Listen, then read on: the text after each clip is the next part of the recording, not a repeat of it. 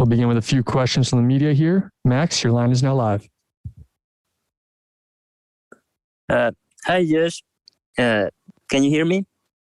I hear you. Hi, I'm Max Morales from MMA Pit.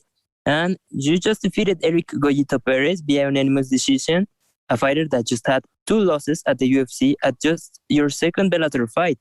What was your mindset when you signed the fight, and how do you feel about yourself of defeating him in convincing fashion? Yeah, I was super excited for that fight because I've watched Eric fight for years. He's a great fighter, and he's a big name in the sport. So, yeah, to get that fight, my second fight in, it was a big one, and I was very happy with my performance. I think I showed a little bit of everything. You know, striking. I showed my wrestling, my grappling, conditioning. Mixed it up well, and yeah, I was. I didn't get the finish, which I tried to do. I almost got it in the 3rd round, but other than that, I was very happy with it. That was your second fight. Your 3rd fight will be against Raufeon Stots. I hope I pronounced that right. And what do you think you will get of a win against Raufeon? I think the winner of this fight, I'm obviously it's going to be me. Is title shot. I think we're both right there. With my record, we're both undefeated in Bellator. With my experience outside the organization, I think we're right there for a number 1 contender fight, and winner should get a shot at the title. Breeze, go ahead. Hey, Breeze with the MMA Breeze. I'm wondering, how much would it mean to you to get in there and just totally outclass your opponent in this event? Or would you rather just get in, get a finish, get out? Oh, I'm always get in, get a finish, get out. If I could do that, I always say to the guys, like, you don't get paid by the round or the minute. If I can get in there and get a quick finish, that's the best case possible. Thank you, man. Good luck. Thank you. All right, Tony, go ahead. Hi, Josh. Hope you're well. You mentioned the winner of this fight, and all going well, being yourself, getting the next title shot. How do you actually see the main event playing out between Sergio and Juan? Yeah, that's a good fight. Really good fight. Both guys very skilled, well-rounded. It's hard to pick. If I had to put my money down on somebody, I'd probably lean towards Archuleta. I could see maybe winning a decision or a later stoppage. But Sergio's good striking, mixes it up well, good conditioning. So that's a good fight. But if I had to pick one, I'd probably lean towards Juan. Okay, thanks very much. No problem. All right, Dylan, go ahead. Hey there, Josh. Appreciate you making some time. No problem. I just wanted to first start off by talking about something coming off of me speaking to Raufeon Stots. He was very complimentary of your acumen as a fighter, and also said you guys are pretty stylistically similar, but also among the dark horses of the division. I'm kind of curious your feelings on that characterization overall. It's funny because I've actually said the exact same thing in other interviews. I said he's a good fighter. He's well-rounded. So I have respect for his resume and his skill set. I think we are very similar as far as skill set and attributes. We're both athletic and, good wrestling, good striking, very explosive. And we are the dark horse in this division. I think this is kind of the fight that's, we're both at the top there, within the top 10. And I think winner should definitely be in line for a title shot. Yeah, and when I spoke to Raufeon, that was part of my show, Bouts Talking Bouts, which is on that MMA Power Hour podcast network. And I'm also noticing you're part of that too with Jason and the Gentleman. I'm kind of wondering how the experience has been in the podcasting world overall. It's cool, man. It's just two guys shooting the shit about fighting, basically. So yeah, it's something that we just kind of did for fun, just as as a hobby to stay interactive in the MMA world. But yeah, it's cool. I like it. I mean, we do commentary together, so that it just kind of builds off that, and it helps us in our commentary as well when we actually get back to it. So that's kind of the main reason we did it. But yeah, I'm enjoying it. Nick. Hey Josh, Raufeon is 3-0 in Bellator so far. I'm just wondering, have you been impressed with what he's done in Bellator so far? Yeah, for sure. He's 3-0 in Bellator, 15-1 overall, and his loss coming to a good guy. So yeah, he's a good, very good fighter. So yeah, I'm impressed. But I'm doing me too. And I'm 2-0. I just have one more fight to me, but that's why I think this matchup is very compelling. you're the underdog for this fight. You were against Eric Perez as well. It seems like you're the underdog for most of your fights, yet you're 20-3 as a pro. Why do you think they're favoring Raufeon and not you? I don't know. I'm always the underdog. I don't know. Maybe just because I don't push my social media as much as some of these guys. Maybe I don't have a biggest following. Canadian, I don't know. But yeah, it doesn't matter. I prefer being the underdog. You know, that's cool. You know, coming up throughout Canada, I was usually a favorite. So it's kind of nice to be in the opposite end and being the underdog and proving people wrong. Callum, go ahead. Being the underdog, how would you rank this fight if you get the victory? How would I rank this fight? Yes. You know, I like I said, I wouldn't consider it a big upset. You know what I mean? This is, you know, I've been in there I have 20 wins, you know, and I've only lost to 2 men. So yeah, this would be a big win for me, of course, because it's just every next fight is your biggest fight. My last one was a big win, and this one will be as well. And this one could hopefully give me a line to get that title shot. So it'd be big. Simon, your line is now live. Mr. Josh Hill, Simon Romero behind the grind. Being a fellow Canadian, what are your thoughts on the current MMA scene in Canada? What's up, buddy? The MMA scene in Canada sucks right now. Just because Canada sucks right now, and just the way that they're handling this whole pandemic. I'm fortunate enough to be able to fight with Bellator, and they're putting on shows, which is great. But I know a lot of people back home are you know, having a tough time getting fights and whatnot, just because of the way things are run and the protocols and whatnot. So MMA was once the hot spot. You know, Canada being one of the best spots there is for it. I'm just hoping things will change over time and get back to those ways. Yeah, for sure. And you train with a lot of Canadians coming up. So could you name a few that are coming up out of Canada right now? Oh yeah, I mean, you know, AJ, you know, Aaron Jeffries, and you got Jasmine Jets Vicious, and you got Anthony Romero coming up, Surrey City. I got some of my amateur guys, Liam Gallagher and Isaiah Sharp coming up. You know, all the guys, you know, the ex Parabellum and Niagara Top Team and House of Champions, you know, and of course my gym Vision Quest. There's a whole bunch of up and comers there they're gonna take over the scene. Kobe, go ahead. Hey, Josh. I was curious how you felt about the Bellator rankings. You fought for the promotion pre-rankings, and now I'm just wondering, as a fighter, does it give you like a good way to game plan out your way to the belt? Do you like the rankings? Do you dislike them? I've never been a big fan of rankings. I understand why they do them. It definitely helps as a marketing, you know, strategy. And, you know, rankings is your number 5 guy in the world, number 2 guy in the word. I get that. So I'm all cool with it. I feel I should be higher, you know, but I think every fighter is going to say that. Just, you know, every fighter thinks they're the best, or at least they should. But yeah, as you know, I've never been a huge fan of it. I think it's more beneficial for like, you know, point systems like for NHL, NBA, things like that. But I mean, it's cool. I'm in the top 10. I'm number 7 here. So a win over Stotts, I think, puts me right up at the top anyway. So regardless, you know, I think I'll be at the top. Thanks, Josh. No problem. All right, we'll take 1 or 2 more here. Paul? Yeah, hi. What kind of advantage do you think you have over Stotts? I've said before, we match up like pretty pretty well together. I think I hold the power. I think I hit harder than him. And I think just my fight IQ, I think that plays a big factor in my fights. You know, everything I do out there, you know, I don't just do it for no reason. I'm setting traps or setting something up or trying to bait something. So yeah, I think that will be a major factor in this fight, especially the longer it goes, just because I've been in those deep waters before and I've been in there with top-notch guys. So I think that was probably my best advantage. All right. Thanks a lot for the time, Josh. Good luck on Friday. Thank you.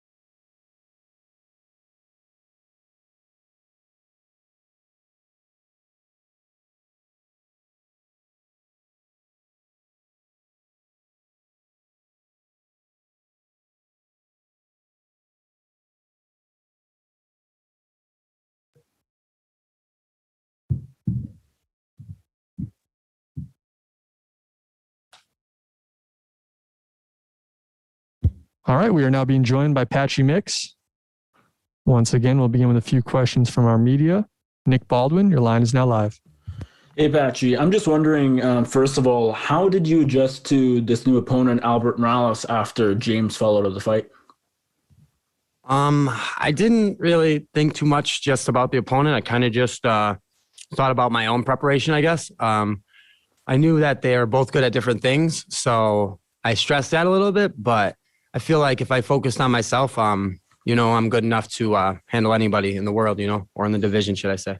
If you get past Morales on Friday, is the Gallagher fight something you're interested in rebooking, or at that point, would you be maybe focused on another title shot? Of course, I want the title shot as fast as it can be. I feel with a good showing, I want to steal the show, and I really want the title shot. Specifically, I would like the Juan rematch, but if Sergio came out on top, I wouldn't be opposed to going out there and trying to get a match with him. Hello, can you hear me there? Pardon? But if either of those two fights and I didn't get the title shot right away, then I would definitely stress the Gallagher rematch next. I really want the name, and I would prefer to do it with fans, so it might have worked out in the best favor. And this is your first fight since you mentioned that title fight with Juan Archuleta, your first professional loss. Are you coming into this fight week and this fight with any sort of like a different mentality now that you've experienced defeat?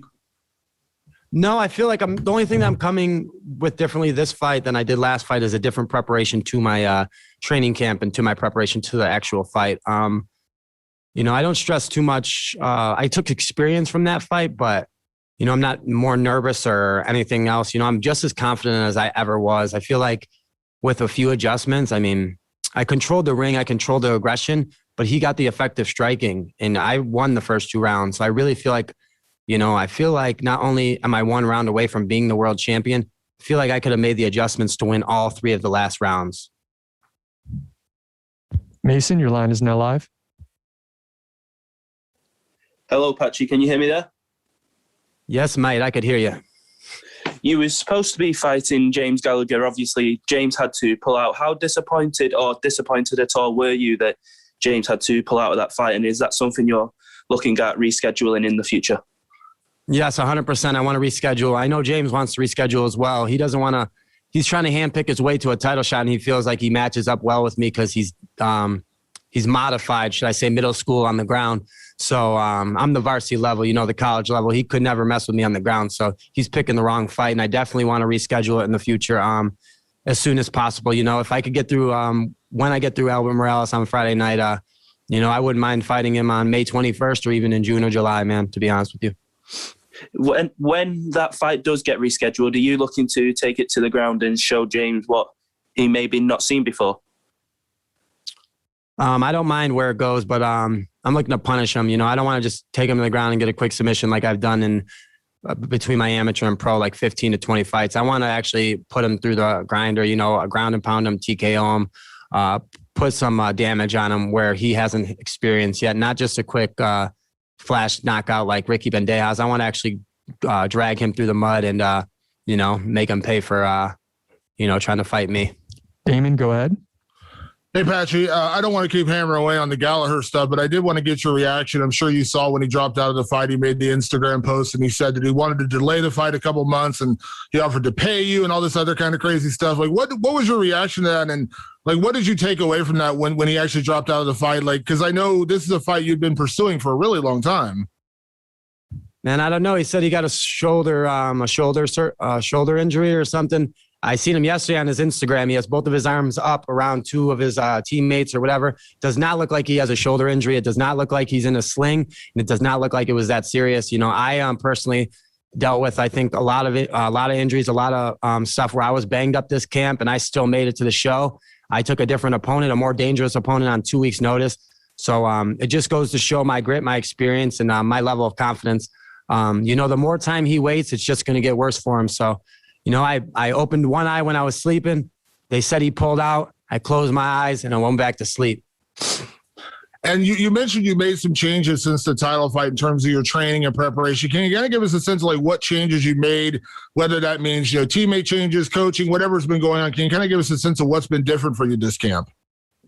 Yeah, man. I feel like I left Jackson Wink. They were kind of falling apart. They split up 3 different ways with Cowboys, Jackson Tacoma, and Jackson Wink. I lost a lot of training partners, and I feel like, with COVID going on, the gym was riddled with COVID, my last camps for Juan, the one that was rescheduled in July 24th, and then also September 12th.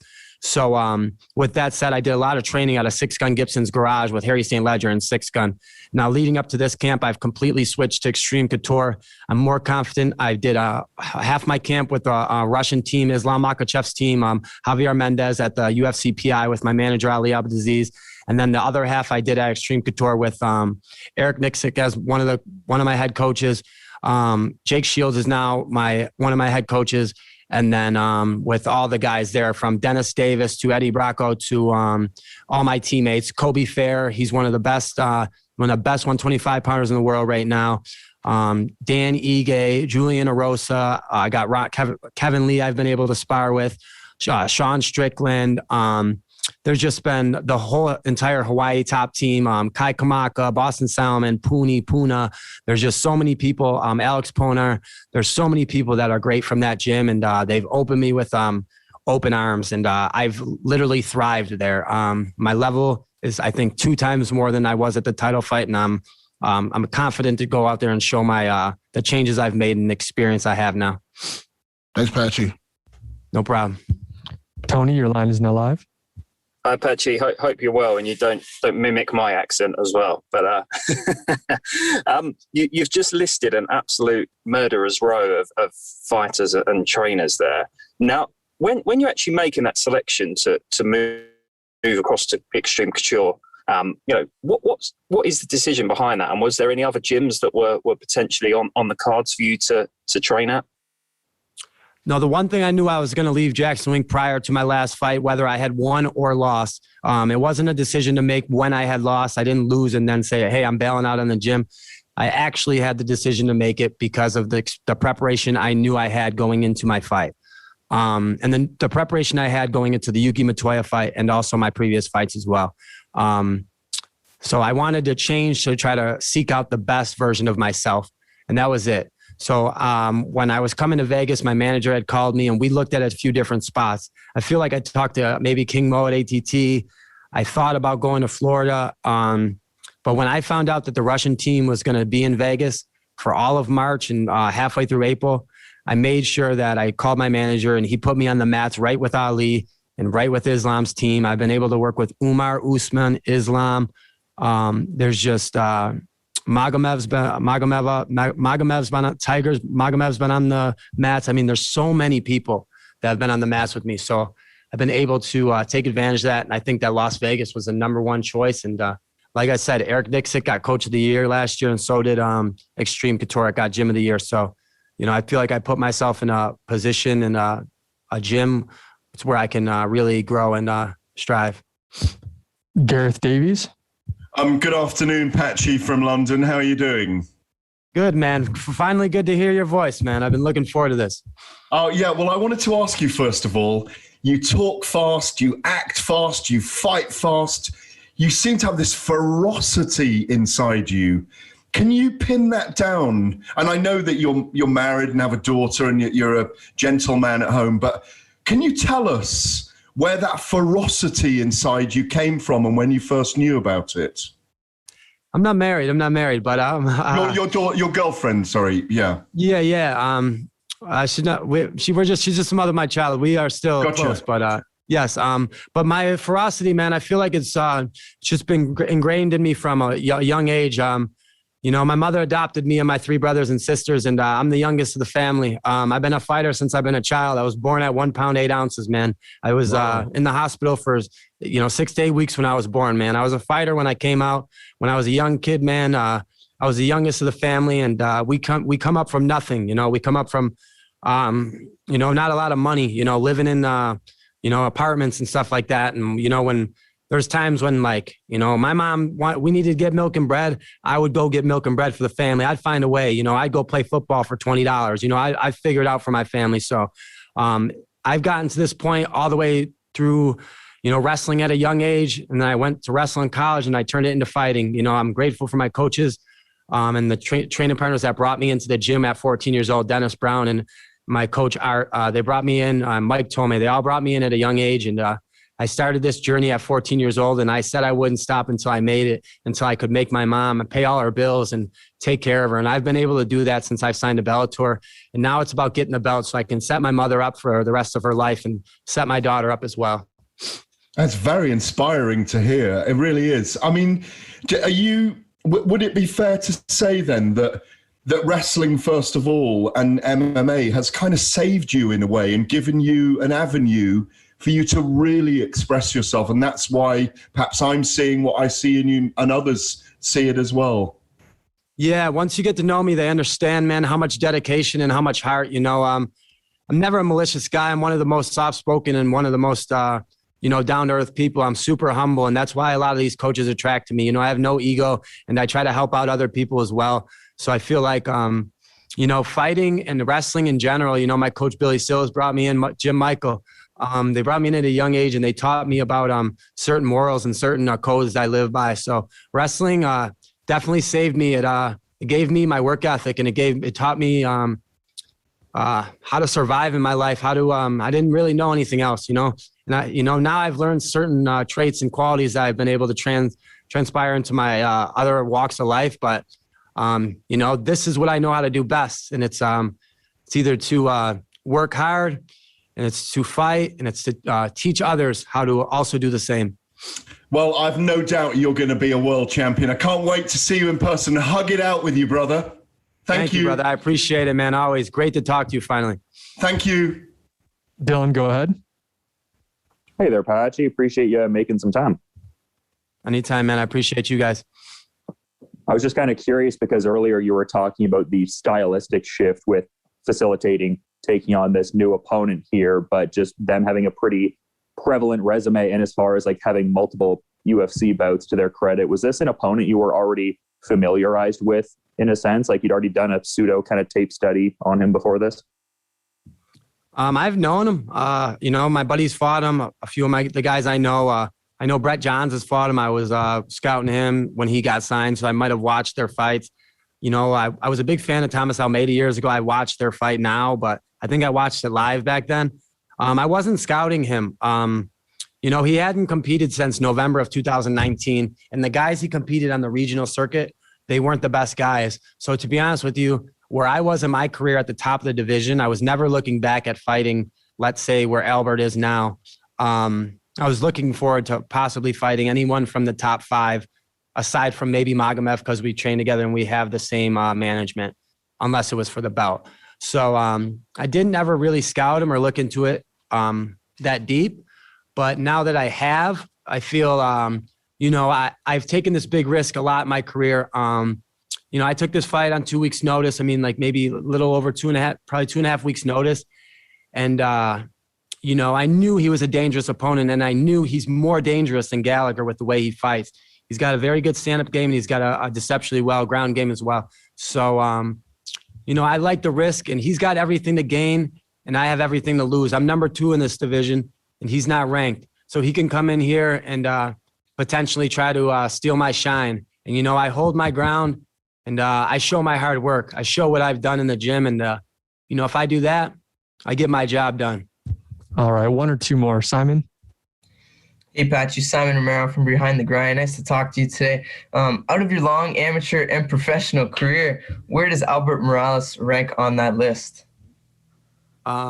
He's up there, man, and good talking to you, Simon. I come up on the regional circuit with you. I love to see you, man. I love seeing you making it to this stage, man. I know your brother. I know you from King of the Cage, so it's always great talking to you. And if I looked at him against my other previous opponents, he's just as dangerous as anyone I've fought. I feel like my level of competition is, I fought in just as hard guys. Just because he was in the UFC, I think he was 1-4-1 in the UFC doesn't make him any harder. I have multiple wins over guys in the UFC and also guys in Bellator Horizon, and I just fought the world champion to a fight of the year. So I feel like, he's maybe a little shades less than what I fought, and I think he's a little weathered in his career. But, I've seen other guys break him, and I've seen him in wars. So I'm going out there to try to put him on the back step, and I want to go out there and break him. All right, last one here. Kachi? Hey there, Patchy. I just wanted to know, because you're quite a tall guy for this weight class, and you are only 27. Is featherweight in your future? Is that something you thought about? Yes, for 100%, man. Featherweight will be in my future. Me and my coaches have talked about it. And first, I want to win this belt. First, I want to control my nutrition. I did some different things nutritionally this camp. I'm going to stick with my nutrition. I'm going to start working with some chefs and stuff. I'm going to stay at 35 for at least, I think, 3 to 5 more fights, 100%. I want to get this belt. I want to defend it. Now, that's not to say I can't stay down there for 10 more fights. I've been here my whole entire career. But we'll see, man. I feel like the way I'm growing, the way that I'm doing my rounds with Jake Shields, and I'm getting stronger, faster, eventually I will go up. And I feel like I could have the same success at that weight as I do at 135 as well. All right, Patchy, thanks for the time and good luck on Friday. Thank you, brother. I appreciate you.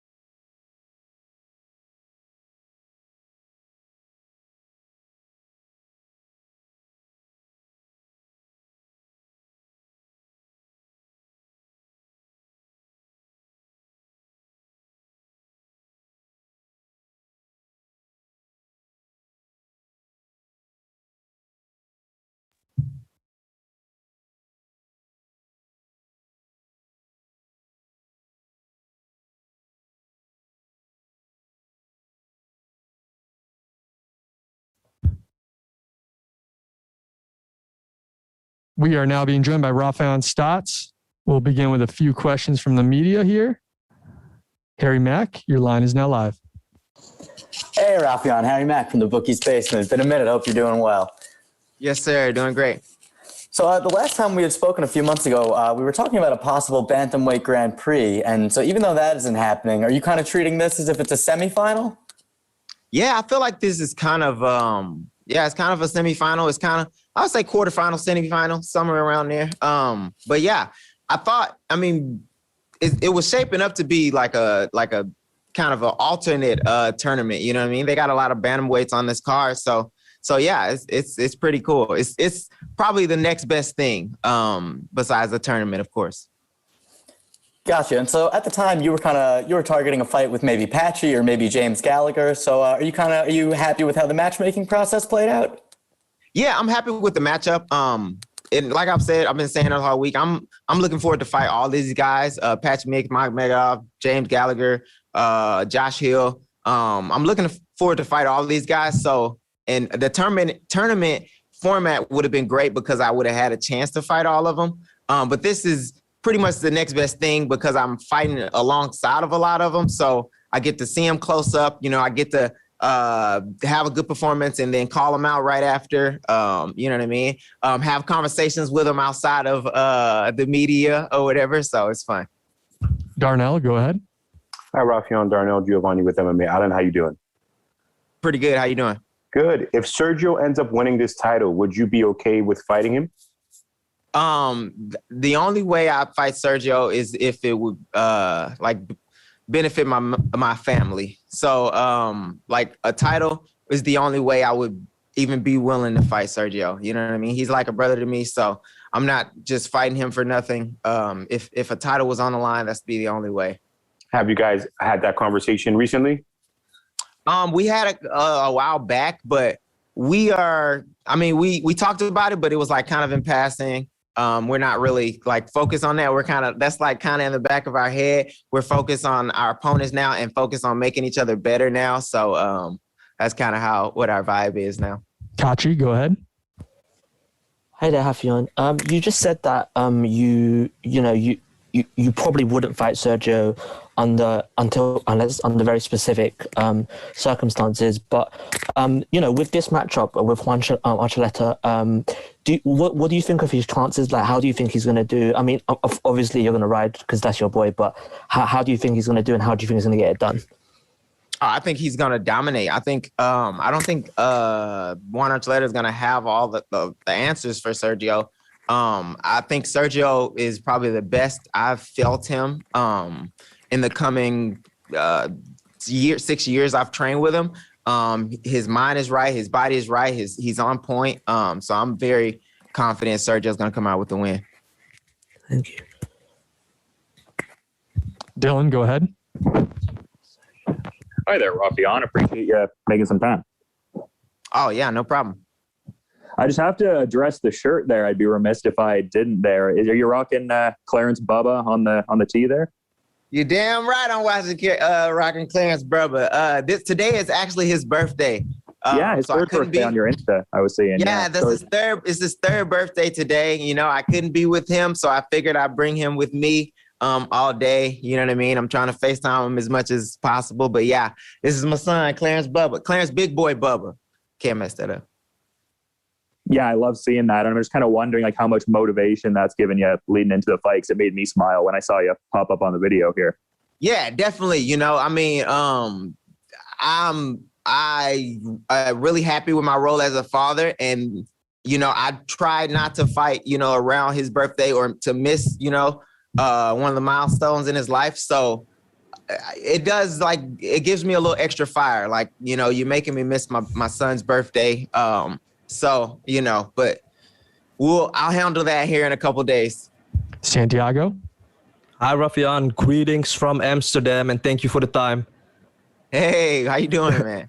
I'm all right. The fight between Mix and Gallagher is not going to happen on this card. Would you agree with me that the winner of your fight is now going to be next in line for a title shot?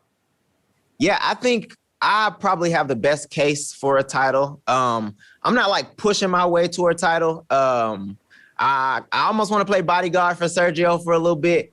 But like I said, I have probably the best case for a title just because, this will be the second ranked opponent that I've beaten when I get the win on Saturday or Friday. So I definitely have the best title.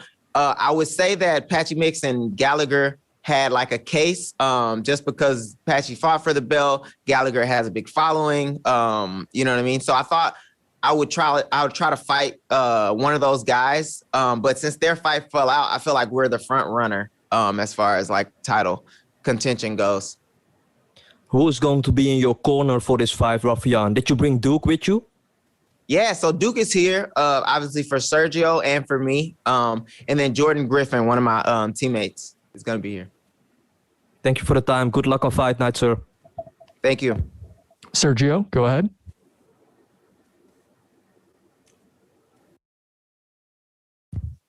Hi, Rafael. Can you hear me?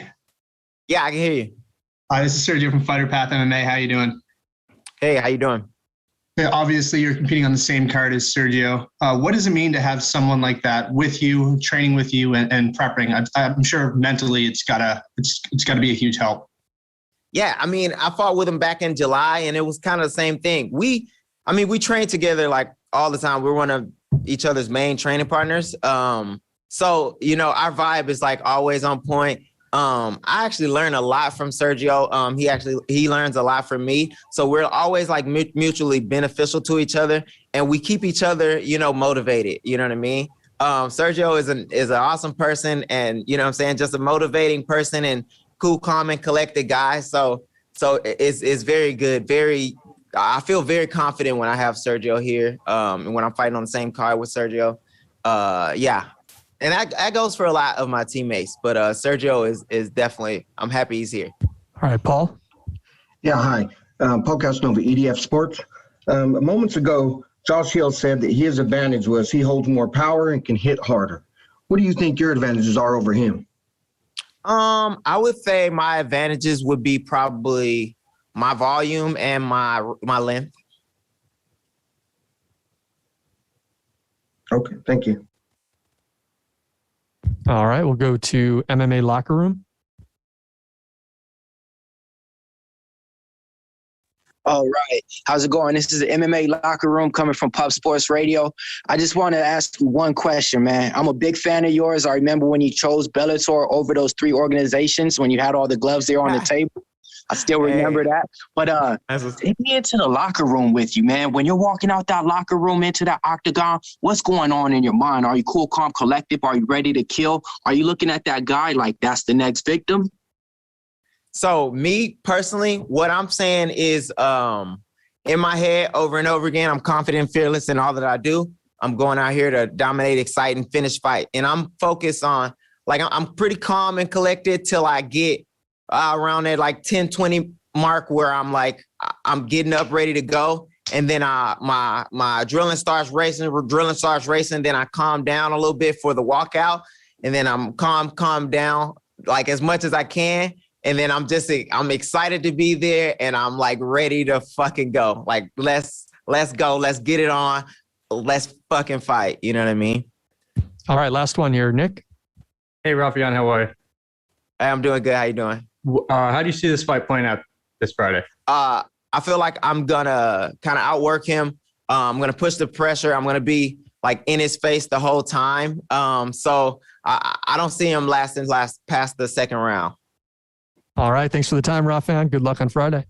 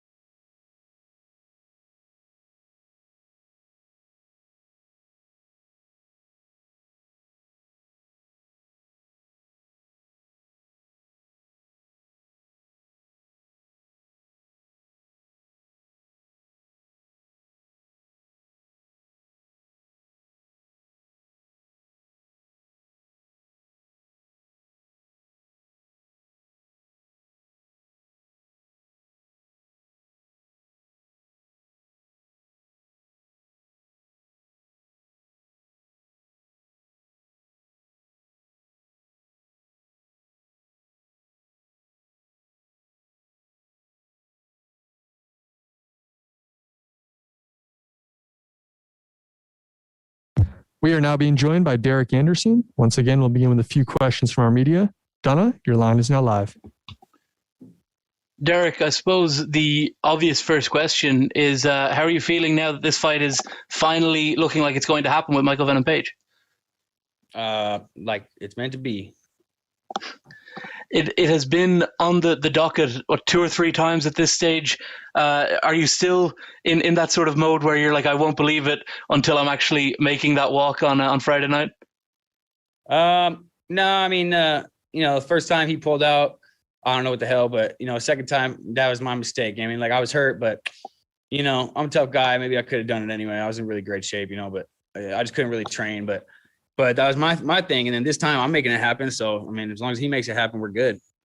This is a gigantic fight. It's a fight that's been booked to main event, a big arena in the UK. You've got a lot of big fights on this card. The Peter Queally fight was also booked to main event in arena, and Rumble Johnson could easily do it. The actual main event, Sergio Pettis. How do you feel about your placement on this card? You're on the main card. You're on Showtime for probably one of the biggest cards Bellator's ever put on.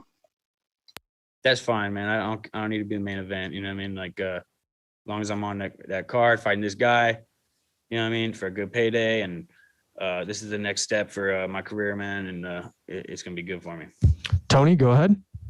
Hi, Derek. Hope you're well. Obviously, we just alluded to the fact that this fight's been in the books, made a few times already. How different are you today as a fighter than you was back in May 2017 when the first fight was originally due to go down?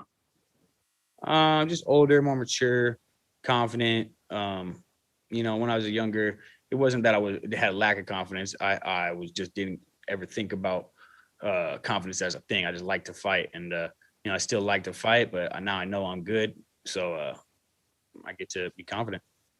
And Venom Page's last fight was obviously a decision win. What did you take out of that fight, and did you see things in there that you're keen to explore come fight night at the weekend? Yeah, like it looks like the guy was a little patient on him, and Michael likes it when the guy comes after him, and I'm not scared to go after him, but maybe a little patience is a good idea. Thank you, sir. Patchy, go ahead.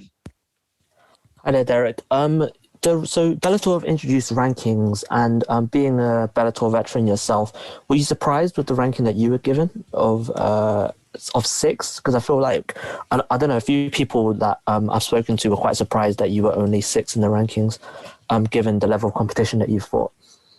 No, I mean, I still got to make my statement in welterweight, you know what I mean? So this is it right here. I'll be number 1 after this, and then hopefully get a title shot. Okay, thank you, Derek. All right, Dylan. Hey there, Derek. Appreciate you making some time here. Of course, brother. Thank you. I'm just kind of curious because you're talking about how, this could have certain title shot stakes. Is that something you're going off of just based on the rankings and everything? Or has Bellator communicated to you expressly that this is a title eliminator bout? Going off of it with the rankings, and then, I hear he's talking about the same thing, and yeah, I mean, I do it right, and I don't think they're gonna be able to deny me the shot. Absolutely. Thanks for the time, man. Mm-hmm. All right, Callum. With you being the underdog in this fight, winning, what would be the celebration be? Just get back home, take a little break, and enjoy myself, man, and get back to it when, as soon as I get the call, probably, as soon as I feel good to get back in the gym either way. Gareth Davies. Good evening, Derek from London. How are you? Good, brother. How you doing? I'm very well, thank you. And I think the last time I saw you was in Italy, where you didn't get your fight. You're not looking too happy today, I must say, but I'm sure you really are. There you go. You talked about, I'm fascinated what you said just now about being patient in the fight with Michael Venom Page. But I suppose in a way, you have to be patient, but really look for openings against him as well. Because if you're too patient, it allows him too much space to operate, one would assume. Absolutely. Yeah, no, I will take my opportunities, and they will be there. When you're preparing for an unusual freestyle kickboxing stylist, which is what he is, rather, and it's a very unusual style like Raymond Daniels. With those guys, people often make the mistake of giving them too much space to get into momentum. How do you train techniques for someone like that, it's a very unusual style in MMA? I'm just gonna do my thing. You know what I mean? Like apparently it's a little unusual just because I'm so aggressive. I thought we all became fighters to stand in the middle and bang it out like rock'em sock'em robots, you know? But that's not what everyone's here to do. So, I'm pretty good at that, and I'll take my space, and I'm gonna turn it into that. He's gonna have a hard time. Give us your prediction then for Friday night. Thinking I knock him out. Well, you couldn't get more specific than that. Thank you so much. Really looking forward to seeing it. Sorry we can't be there at the moment. That's all right. Thank you, guys. Santiago. Hi, Derek. Greetings from Amsterdam, and thank you for the time. We spoke each other after your incredible head kick knockout win. You told me that you didn't close the book on 155 yet, but that you really enjoyed not cutting the weight. Now you are back for your third welterweight fight in a row. Is welterweight going to be your home for a while now? Yeah, absolutely. I don't think lightweight's really much of an option anymore. I guess I probably could if I really, really wanted to after a while, but I feel fine at welterweight, and I'm ready to make a statement. This fight is at a catchweight. You are a lightweight coming up, so I figure it's not because of you that this fight is at a catchweight. Does the extra 5 pound make a difference in your opinion? Nah, it's all right. I got a little bigger for the fight too, so whatever. All right, we'll take a couple more here. Michael? Hello, Zarek. This is Mike from Mike Owens Media. I just wanted to know, do you have any specific reason as to why a couple of Michael Venom Page's lost fights have been at a catchweight? Apparently he's having a problem making weight. You know what I mean? I don't know how he's planning on wanting to be a champion. I mean, at 175 every time. Ronald? This is Ronald E. Smith from Getting Real. Derek, how are you doing, man? Good, man. How you doing? I can't complain. And I would love to know, for this specific fight, how has training been for you? And has it also been harder to train with everything that's been going on in the world? Yeah, I figured it out. And it's been a normal camp. You know what I mean? Just doing what I do, man. And, I'm a pretty nasty guy myself, so. All right, last one here. Mason? Hi, Derek. This is Mason from the Sports Sesh podcast. How are you doing? Good. How you doing, Mason?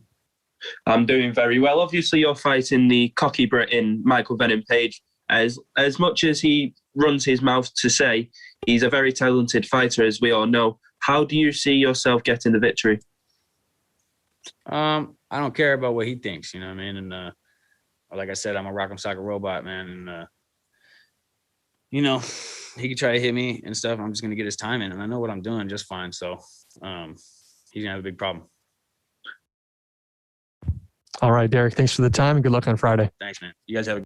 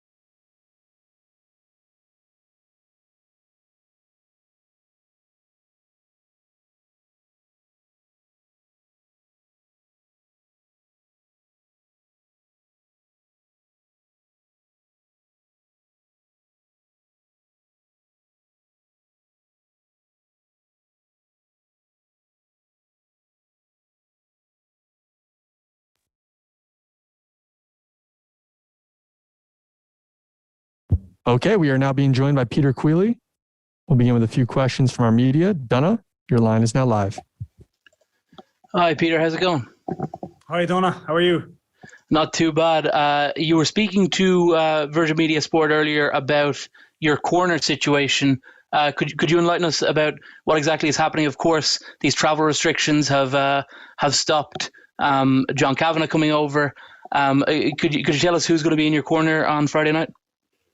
Yeah, so travel restrictions, as you said, have kind of scuppered my corner plans a bit. John is not dead in the water yet, but it's unlikely, I would say, he's coming over. Assail Ajoud was supposed to come from Paris, and again, travel restrictions have stopped him. But I always have backup, Donna. So I've got James Gallagher flew in from California yesterday. So he's here for me now. So James will be cornering me 100%. Of course, we saw Pedro Carvalho had pretty similar issues when he fought last time out. What do you think this is? How do you think this is going to affect you going into this one? Because this is undoubtedly the biggest fight of your career, where there's so much on the line against an opponent the likes of which you really haven't been in there with before. So has it been a distraction, or are you laser focused at this point on getting Patricky Pitbull out of there early? Yeah, it's not going to affect me. I have James there. James is one of my best friends with a long time. That's really what you want when you go into a fight. You want when your friends with you. It's like when you were a kid and you were going for a fight in the playground. As I said to Virgin Media Sport, you want your friends to show up with you. They can't really help you, but you want them to walk out with you and be there for you. And I'll have that. So I'm fine. I'll be fine in that fight.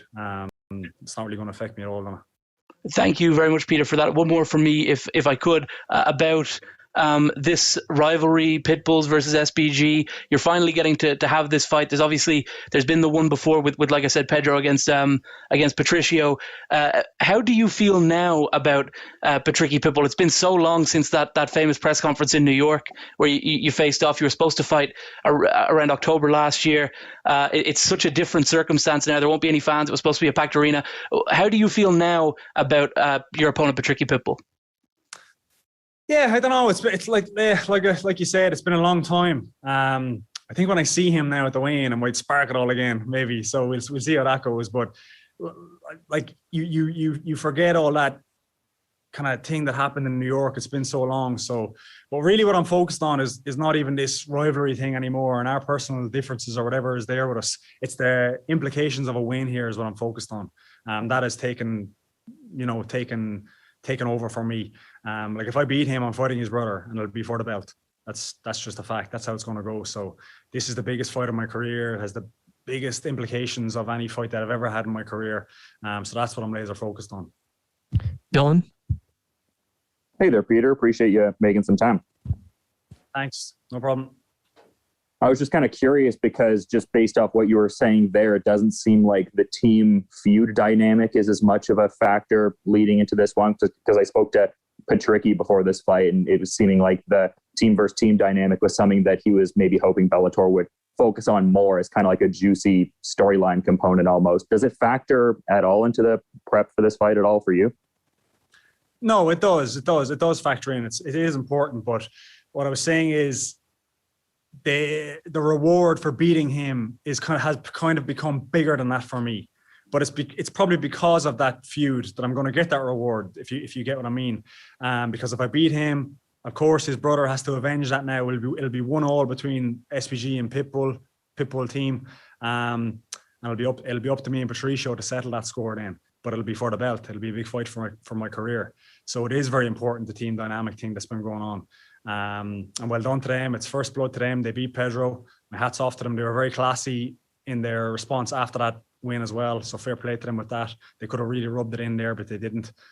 So, I'm just looking forward to getting in there with Patricky now and having this fight. I feel like I've been preparing for this fight for my whole career almost at this stage. It's been coming so long. Awesome. Thanks for the time, man. No problem. All right, Gareth. Good evening, Peter. Gareth Ed Davis from London. How are you? What's up, Gareth? Good to hear from you. You too. You're looking fine, fettle, I must say.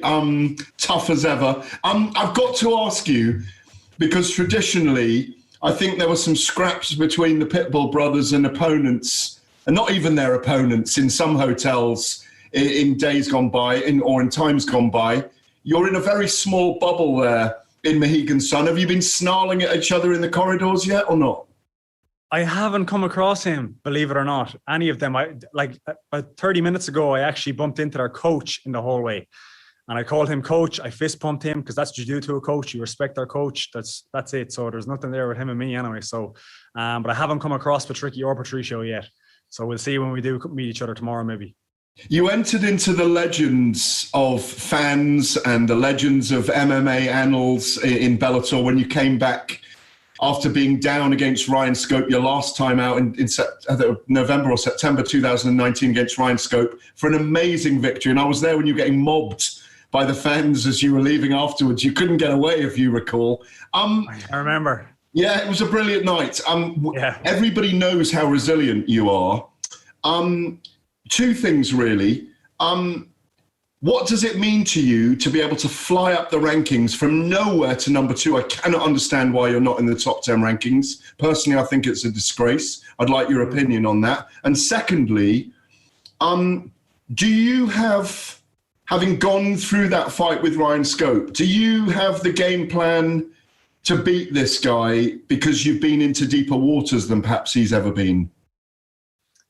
Yeah, to answer your first question, I do agree with you. It's a disgrace I'm not in the rankings. The only logical thing I can think of is that my last fight was actually switched to a 170-pound fight at the last second on a request of Ryan Scope.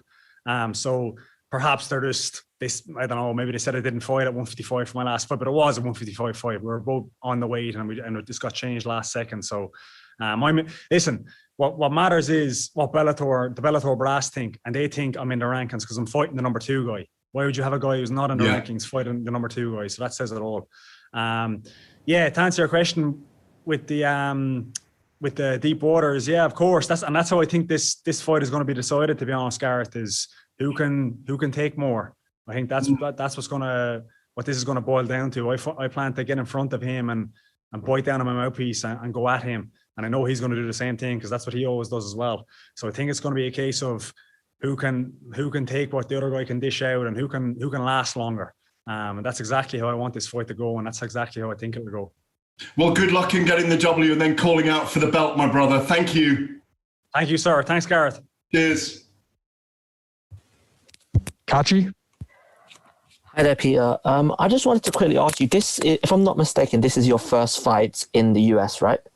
You haven't fought in the US? Yes. And this is also your first fight since the pandemic started, right? Correct. Yep. So does that factor in? Like, how are you feeling going into that? Because obviously it's very, very different from a huge Dublin crowd, where you have a lot of fans who love you and can celebrate your win. Like, how does it feel going into this fight with all of these, I'd say like little pressure, a bit of pressure going into this fight, right? Especially against a guy like Pitbull. Yeah, it's kind of like I'm venturing into the unknown a little bit, because what I'm used to, as you know, is 10, 12,000 people screaming zombie, and it's just a mad scene when I fight normally. So that's what I've been used to. Whereas this time it's going to be in an empty arena, and Kiefer was actually telling me about it. He said, be prepared for that. You'll hear Big John talking and all, and he said it was just weird when he did it. So I'm expecting that, and I'll be ready for that. You just have to deal with these things and get on with it. It'll be new for Patricky as well. So it'll be new for the pair of us. So I'm expecting it to be kind of strange and a new feeling, but whatever. I'll get on with it and I'll adapt and I'll overcome it. Thank you, Peter. Good luck in your fight. Thank you. All right, Andy. Hiya, Peter. Andy Hickey with Guts and Glory here. Neighbour yours down in Tipperary. Just wanted to ask you, you've been one of the biggest beneficiaries of Bellator's concerted efforts in the European market. And recently we've seen a spate of Irish-based fighters released, a lot of your SBG stablemates. And what's the general feeling within SBG to what could be the end of the Euro series? I know it's been hugely received by the fans and fighters over here. So how do you guys feel about it? Honestly, I don't know anything about it. I haven't spoken to anyone about the end of the Euro series. That's nothing I've heard about that.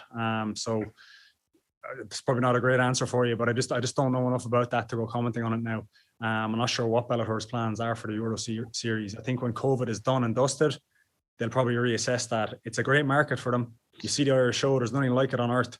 I doubt they'll drop that. That wouldn't make any sense. So I expect him to be back in Dublin, hopefully this year or early next year.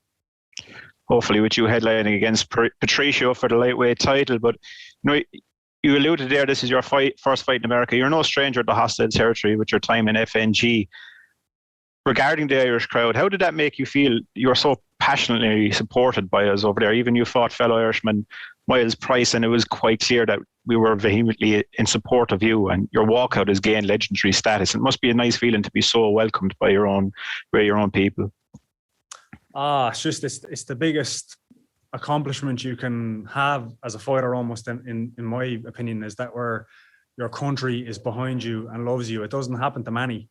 When you really look closely at people's fights and their careers, and if they really garner support and capture people's imagination back home. So I feel very privileged to be one of a very few people in Ireland that has done that. You could count them on one hand. It's less than one hand how many people have done that.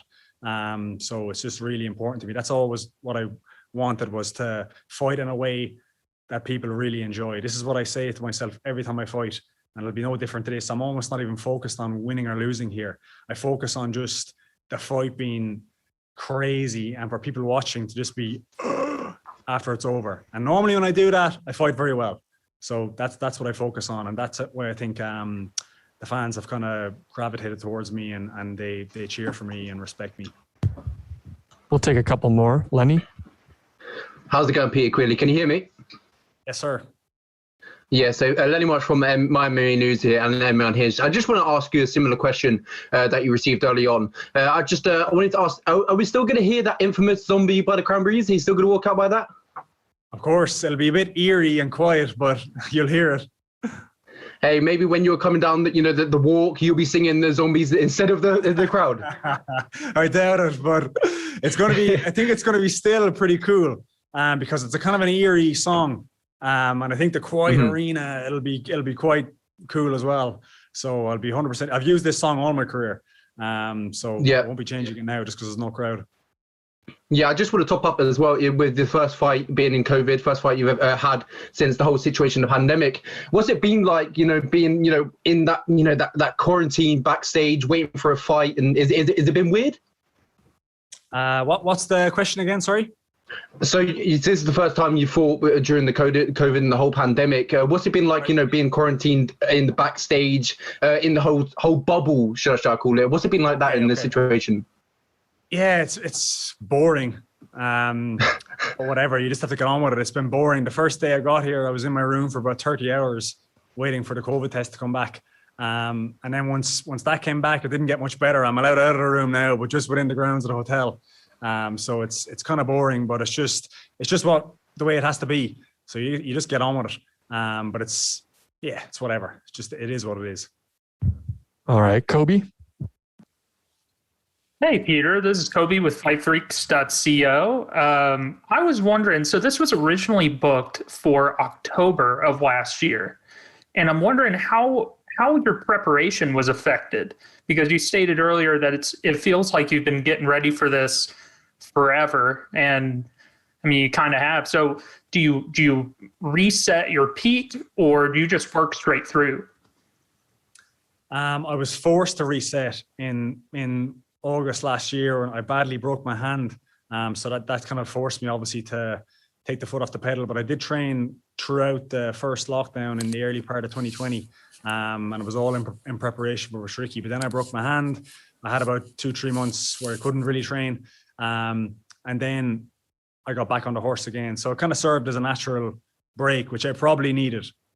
If I was being honest, that you can't train at that intensity for that long and expect good things to happen. So even though it wasn't a good thing, I wish it didn't happen. It probably served as a kind of a natural break in my training that I can kind of re-peak, as you said, and be ready for this fight. Last one, Harry. Hey, Peter, Harry Mack from the Bookies Basement. So I just wanted to know, you're a slight betting underdog at plus 210 going into this fight. So I just wanted to know, do you feel like the odds makers are underestimating you at all? I think it's a 50-50. That's what I think. But I understand why they have me as an underdog. Patricky has beaten some really good fighters. He has more fights than me. He's slightly more experienced than me. So it's completely understandable. I'm not offended or anything that they have him as the favorite. But I think if I was putting odds on it myself, it's a 50-50. I think it's going to be an extremely tough fight for both of us. And that's my honest opinion on this. I know I can beat him, but I'll need to fight very well to beat him. Thanks, Peter. Appreciate the time. Good luck on Friday. No problem. Thank you.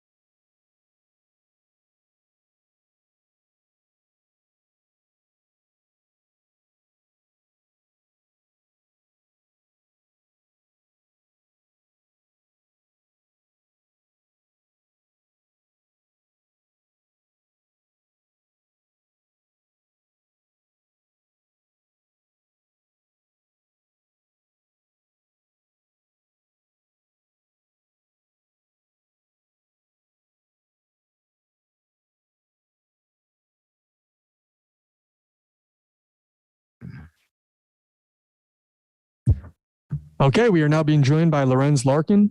Once again, we'll be with a few questions from the media. Nick Baldwin, your line is now live. Hey, Lorenz. Obviously, you're not fighting Costello Vanstidis on Friday. You're fighting Rafael Carvalho. What did you have to do to adjust to the new opponent? Is Nick Baldwin with who? With the score. Oh, okay. You said what I had to do to adjust him? Yeah, to the new opponent.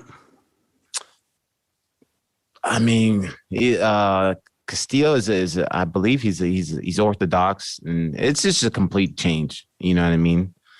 But I just looked at it, man. Is like I've been in this game for a good time, you know, a good amount of time, and if I can't deal with changes like this, then you know what am I doing here? You know, so it's like it is a short notice opponent. He is totally different. He is an ex-champion, but it's like this is what I got into fighting for. You know what I mean? To test myself and to do all these type of things. So it's like it's a big change, but it's one of those things where it's like if I can't handle this, then what am I doing myself? What am I doing here? And this is your first middleweight bout since 2014. Now, you've already said you're going back down to 170 after this fight, but can you talk a little bit about why this one is happening at 185? You know, we in the past, you know, we kind of had some problems scheduling fights and things like that. And so I just, when I came in, I didn't want to do with all the necessary, like as far as cuts and things like that. Getting down, I just wanted to come back and come into a lax situation as far as my weight cut and everything else, and just get all the dust off me and then go back down to welterweight. How do you think you'll perform at 185 or back at 185 compared to your time at 170? Good. I'm not going to tell you bad. Kobe? Hey, Lorenz. This is Kobe McKinley with FightFreaks.co. Yeah, so you mentioned so Costello Vanstidis was somewhat of an up-and-comer, and now you've switched to a former Bellator champion, a weight class up from where you normally compete. Do you feel like a win here, even though an unexpected booking does a little bit more to propel you up those Bellator rankings than had you faced Vanstidis? Well, I don't know. My thing is, you know, they're both tough. But you know, Rafael is a former champ and tough guys and a lot of guys on his resume. So, I mean, I don't know. I'm not even too worried about. I'm worried. I'm not. How can I say? I'm not worried about. I don't care, but I do care about the rankings. But as far as what it does for me after this fight, I don't really care. As far as where it puts me. Dylan? Hey there, Lorenz. Appreciate you making some time. No problem. So just to kind of get a sense of where you're at, is the goal... Is Dylan from where? Pardon? Sorry. Dylan from where? My MMA News. Gotcha. But yeah, I was kind of wondering just to get a sense of where you're coming from. It seems like the focus is on like capturing gold and advancing more at middleweight. So are you going to maybe take certain fights at middleweight, just maybe if the fights at 170 don't materialize quickly enough, I guess? No. What I will say is this is just like a one-off, but as far as Castillo, he's been great. Well, the thing is, I have a lot of respect for him because you know, he let me know once when he got hurt, and he was real transparent about everything. He messaged me, and I told him, you know, I was looking forward to that fight too because he's an exciting fighter, and I've watched his fight. So I told him, you know, and I'm sorry to hear that you're hurt. You know, hopefully you get back all 100%, and if we can, you know, make something happen in the future, then, you know, I'm totally down to do it, you know. So that's what I did say to him. But yeah, as far as me staying at 185, this is just a one-off. But I did tell him, you know, if we can make something happen in the future, like we'll still make that fight happen. Yeah, and then a contest that's a bit later on in the card from where you're at is Michael Page against Derek Anderson. And then obviously we have the upcoming title fight between Lima and Amasov. Are you going to be checking out those fights pretty closely, you're thinking? No. Why would I check out those fights? You are talking to an unranked fighter. I'm nowhere near the number one spot. So I'm just going to be hanging out. Simon, go ahead. Hey, Lorenz, Simon Romero from Behind the Grind. When I was looking through your career, you actually beat Jorge Masvidal by split decision. Can you give me your thoughts on his recent title fight against Usman? I'm pumped for Masvidal. You know, he's making really good money. He deserves it, and you know, it just that fight didn't go his way. You know, that's what happens in the fight game. But I'm excited for him. I'm happy that he's doing good. And my second question for you is, you went on a 13-fight tear in your early career. You're now back to your winning ways on a 4-fight win streak. Was there anything you changed at all to do so, to go back on that 4-fight win streak? No, just keep fighting. Tony, go ahead. Hi, Lorenz. Hope you're well. Just wanted to question, given how long you've been in the game, how do you continue to stay motivated? Who's this and where are you from? Sorry. I'm Tony from the UK. Oh, he's just from... Tony, do you mind saying your outlet for us? Oh, sorry. Yeah, sorry. TQ's Views. Oh, okay. YouTube. All right. You know what, man? For me, I don't know if it works for anybody else, but when I'm not in camp, or like, I try to stay away from MMA. So, I mean, this is just what I do. So when I'm not training, I don't want to talk about MMA. I don't want to watch MMA. You know what I mean? I'll tune in for some exciting fights that I think, but as far as that, I don't even want to. If you didn't know I fight, you wouldn't know I fought. If you met me somewhere, because I don't talk about it. I stay far away from it. And so then when I come back, I miss it. So I think has helped me out a lot. All right, Donna. Lorenz, just the one from me. Donna Corby with MMA Island. Just the one from me, it's maybe a bit of an out there one, but there was this legendary story over here in Ireland where I'm based about a sparring session you had one time at SPG with an interesting character named Richard Queally. Could you tell us the true story of what went down that day? Because he claims he beat you up. You claim, I think I read somewhere that's not necessarily the case. Could you settle this once and for all, what happened that day? Yes. I will tell you exactly what happened, and I'll keep it 100% real with you. I was in Manchester for a buddy of mine's fight, and I got offered a last minute seminar. So I went down to seminar in Dublin. So I went down to the seminar. The gentleman that booked me for it told me if I wanted to move around with the guy.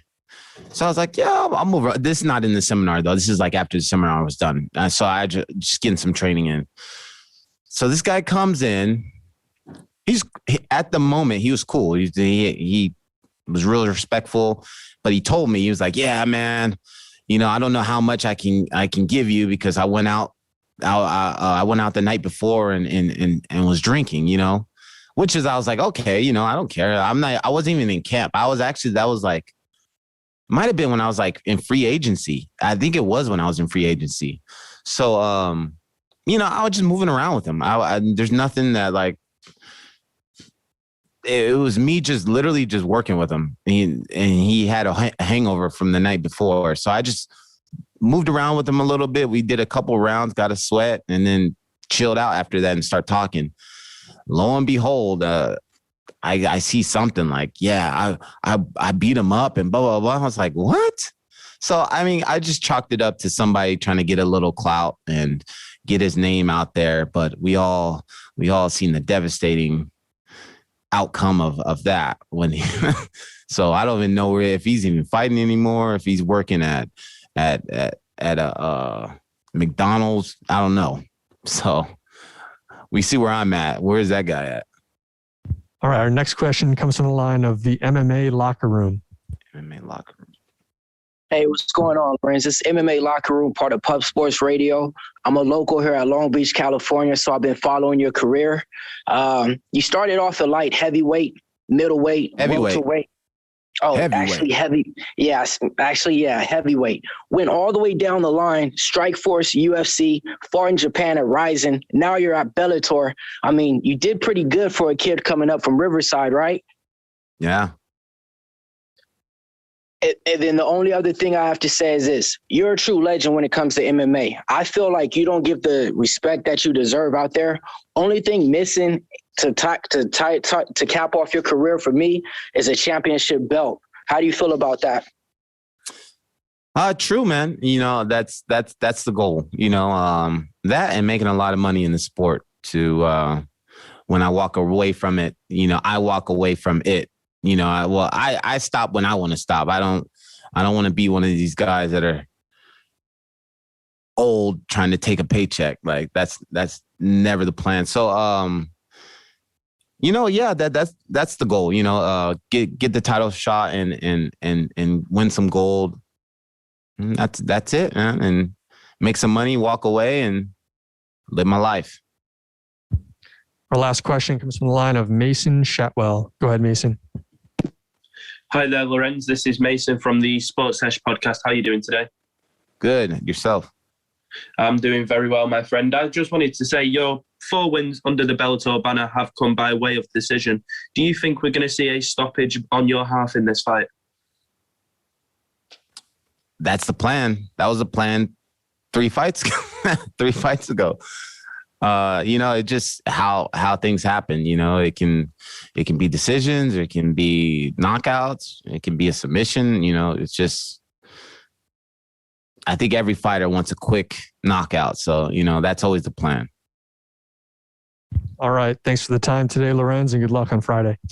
All right.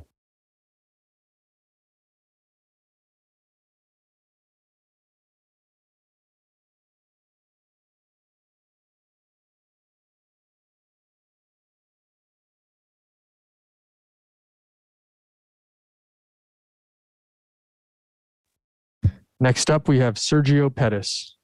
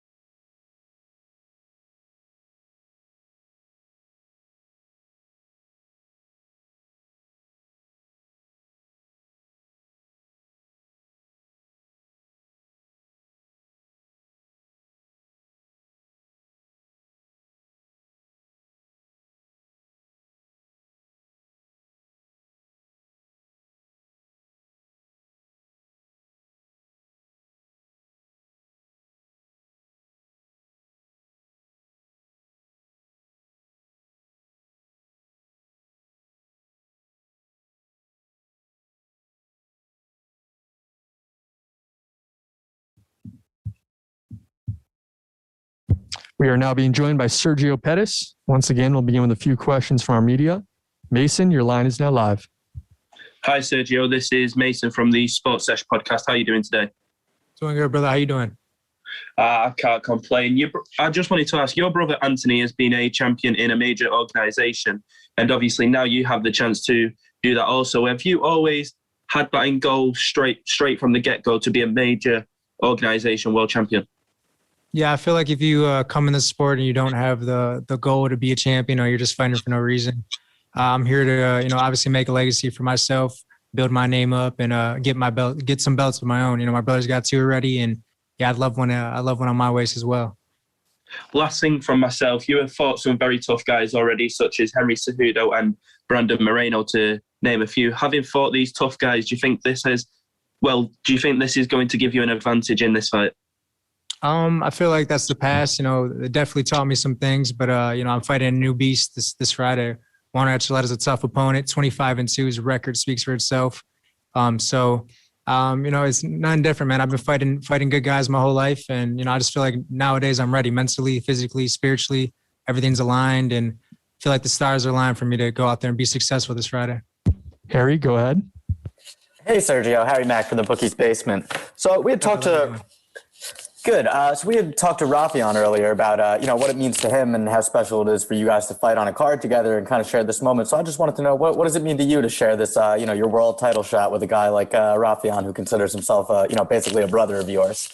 Yeah, man, it's been amazing. Me and Raf grew a lot together. He's taught me a lot of things, and I've taught him a lot of things as well. So it's been a great camp for both of us. Our coach left for a couple of days for a PFL quarantine, so we kind of had to take things into our own hands and take control of our future. So it was great, man. He's a great wrestler, just like the opponent I'm fighting this Friday. So I'll put some different looks for him together for his opponent this Friday as well. So it's been awesome, man. It's been a blessing to work together.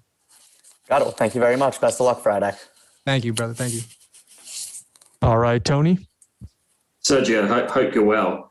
I just wanted to get your thoughts on, given how big this card is, how does it feel as a bantamweight to be headlining the card against you? You've historically had the heavyweights and the light heavyweights really main event in cards. So the evolution of the smaller weight classes, I guess, how does that feel to be in that weight class and get the respect that you guys deserve?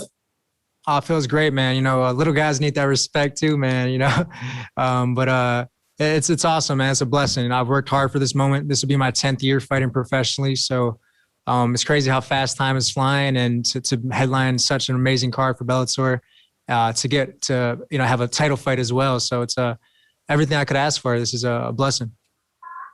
All the best of the weekend. Thank you, brother. Thank you. All right, Sergio, go ahead.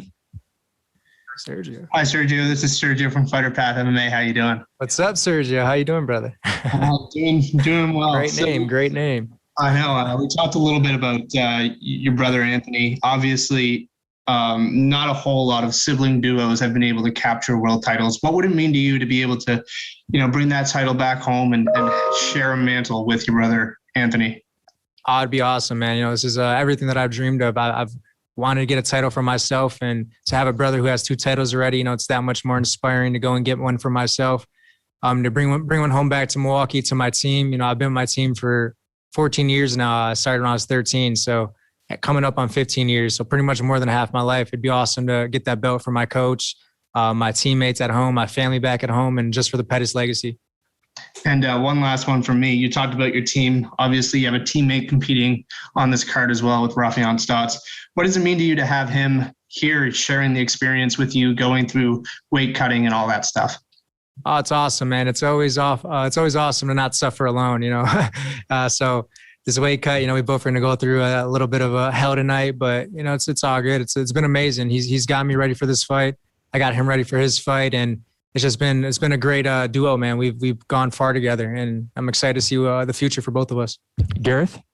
Good evening, Sergio from London. Gareth A. Davis here. How are you? Doing good, brother. How you doing? I'm very well, thank you.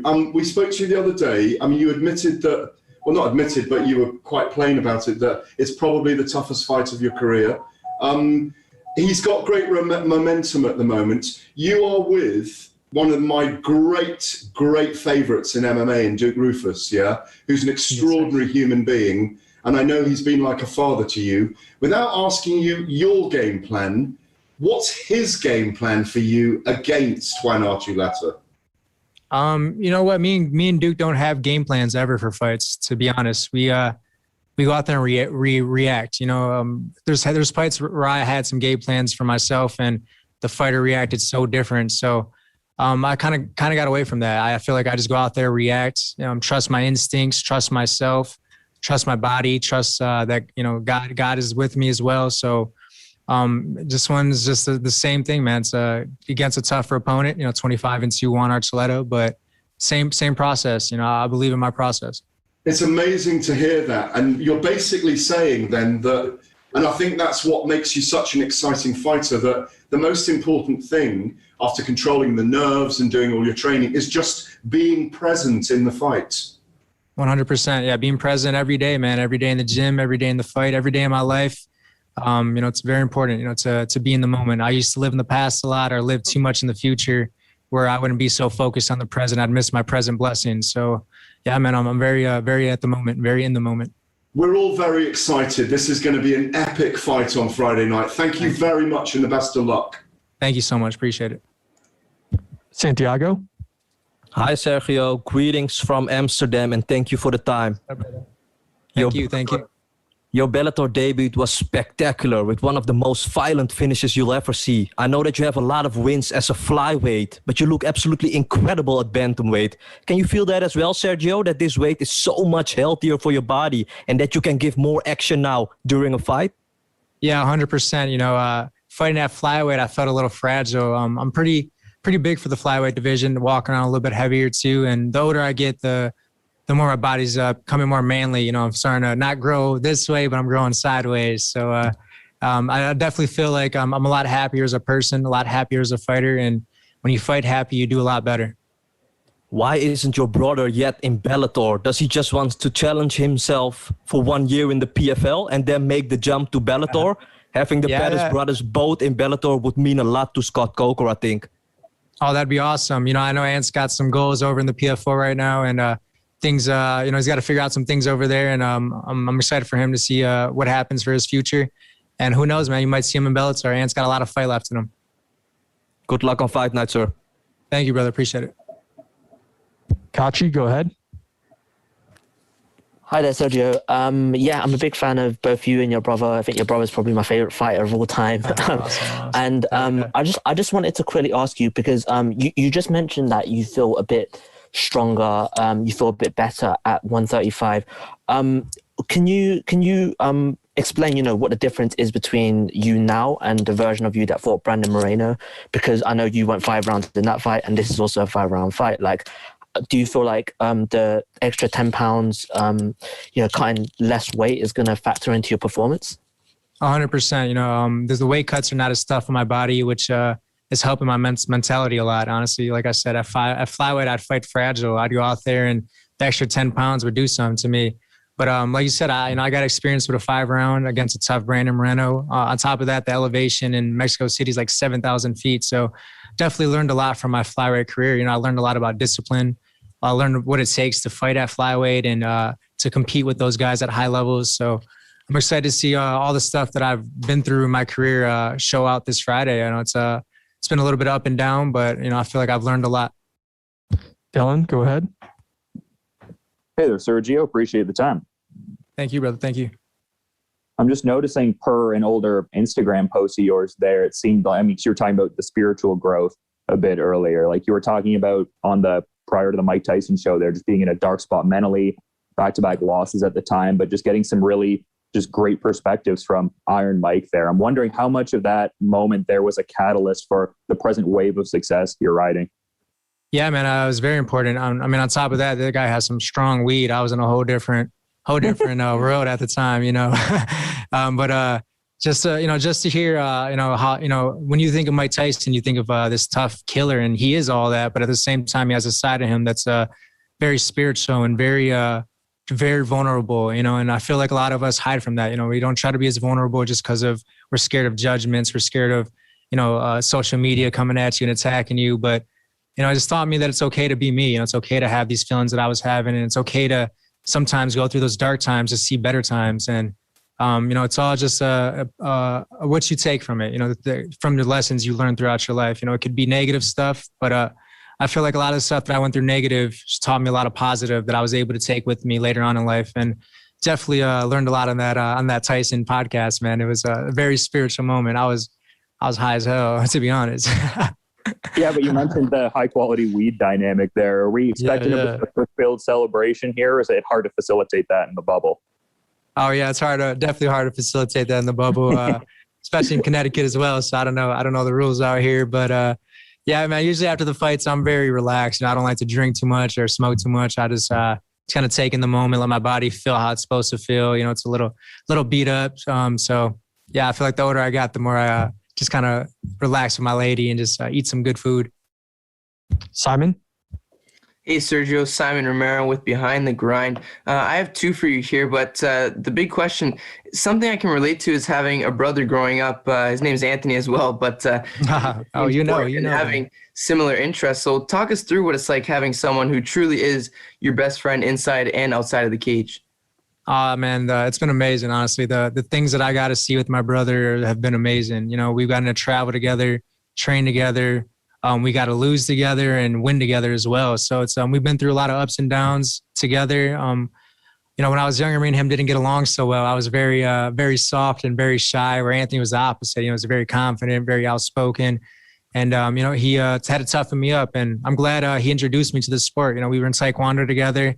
I saw him make his way into MMA. I was about 13 at the time. He was coaching my basketball team too. So, you know, Ant's a man of many talents. He was coaching my basketball team, had to stop to start his MMA career. And I just started training, man. It's kind of got me tougher. I remember my first practice holding pads for him, and he hit me in the stomach really hard, and I started crying. I'm like, oh man, I need to toughen up. You know, I'm ready to be a man, you know, a little bit tougher than who I was before. So it's been awesome, man. It's he's taught me so much in and outside of the octagon. And the second question I have for you is, his promotion debuts very soon. So how excited are you for that? Yeah, it's awesome. For the PFL, you're saying? His promotion coming out soon. Oh, his promotion. Okay. Correct. Yeah, his promotion. Yeah, I believe it's coming in November or September. Very excited to see that. You know, we made our way up in the promotions with Duke Rufus. So to have these fighters have an option to fight locally is awesome. It's been a while for some promotions in Milwaukee. So it's about time. Ronald, go ahead. This is Ronald E. Smith from Getting Real. Sergio, how you doing, man? Doing good, man. How you doing? Blessed, man. Doing blessed. And man, awesome. Just for you, if we could walk back a little bit, you brought up how this journey for you has been close to over 10 years right now to get the title shot. So if you can just reminisce for us, how do you look back on yourself through the journey that you went on to now for the moment for now getting the title shot? Yeah, man. I feel like early on I was a little kid fighting men, you know, and I learned a lot from that. So I feel like now I'm a man fighting another man, and I'm grown so much from who I used to be. You know, I used to fight a lot of fights very insecure and very, you know, not really trusting myself. Honestly, I didn't trust my skill set. I didn't trust myself as an individual, as a person. And now I'm my own man. I trust myself. I trust my process. I trust my journey, and I'm excited to go out there and see what I could do this Friday. Thank you very much, man. Thank you, brother. All right, one or two more here. Lenny? How's it going, Sergio? Lenny March from Miami News here. I'm MMA Unhinged. How's it going? Doing well, brother. How you doing? Yeah, I'm doing great. Thank you very much. First question is, obviously, you know, your second name, Pettis, is known throughout the MMA world with your brother. But you feel like as a title win this weekend, do you remember that? Do you feel like that could, you know, supplement your own legacy? For sure. You know, obviously, I feel like I have built my own legacy. You know, there's a lot of with the media it's saying, you know, he's the little brother still, which I am. I'm always going to be Anthony's little brother. You know, he's got 5 or 6.5 years on me, regardless. So. You know, I feel like I have built my own legacy, and this Friday would definitely build my own legacy. But you know, I'm not going to stray away from that, man. We came in the sport together. It's always going to be Team Pettis for the rest of my life. Yeah, two more before I let you go. But you and your brother are on different paths, different organizations. You was in the same organization once upon a time. You both fought in the UFC fight card together. But do you feel like before it's all said and done, before Anthony hangs it up, before maybe you hang it up, that you'd like to fight on one more card against with each other? Yeah, man, I would love to, honestly. It'd be a blessing. We've had so much fun fighting the cards before. Have sometimes that were rough, sometimes that were great. But, you know, that's how life is. So it would be awesome to definitely get a couple more fights in with Big Bro. The last question is probably one I didn't really want to ask, is talking about Anthony. I was wondering if you had any thoughts about his debut at PFL.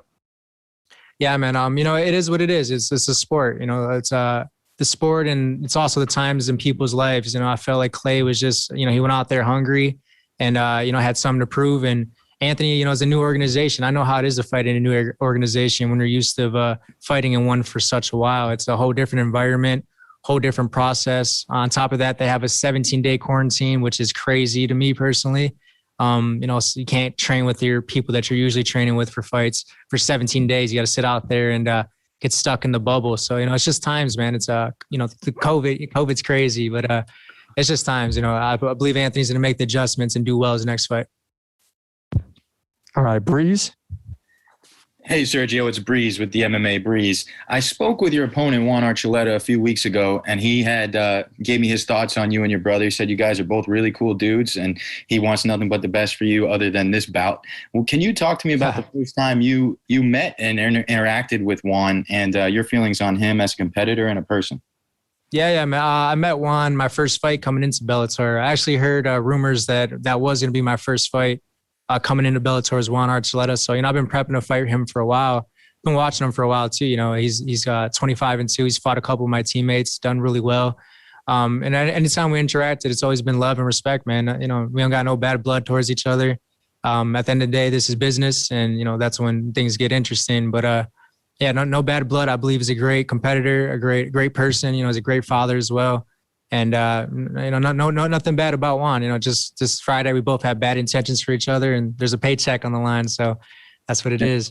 And other than the paycheck, does revenge for your teammates motivate you at all in this bout?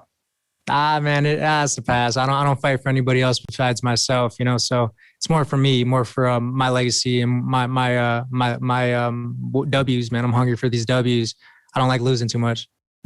All right, Sergio, appreciate the time, man. Good luck this week. Thank you.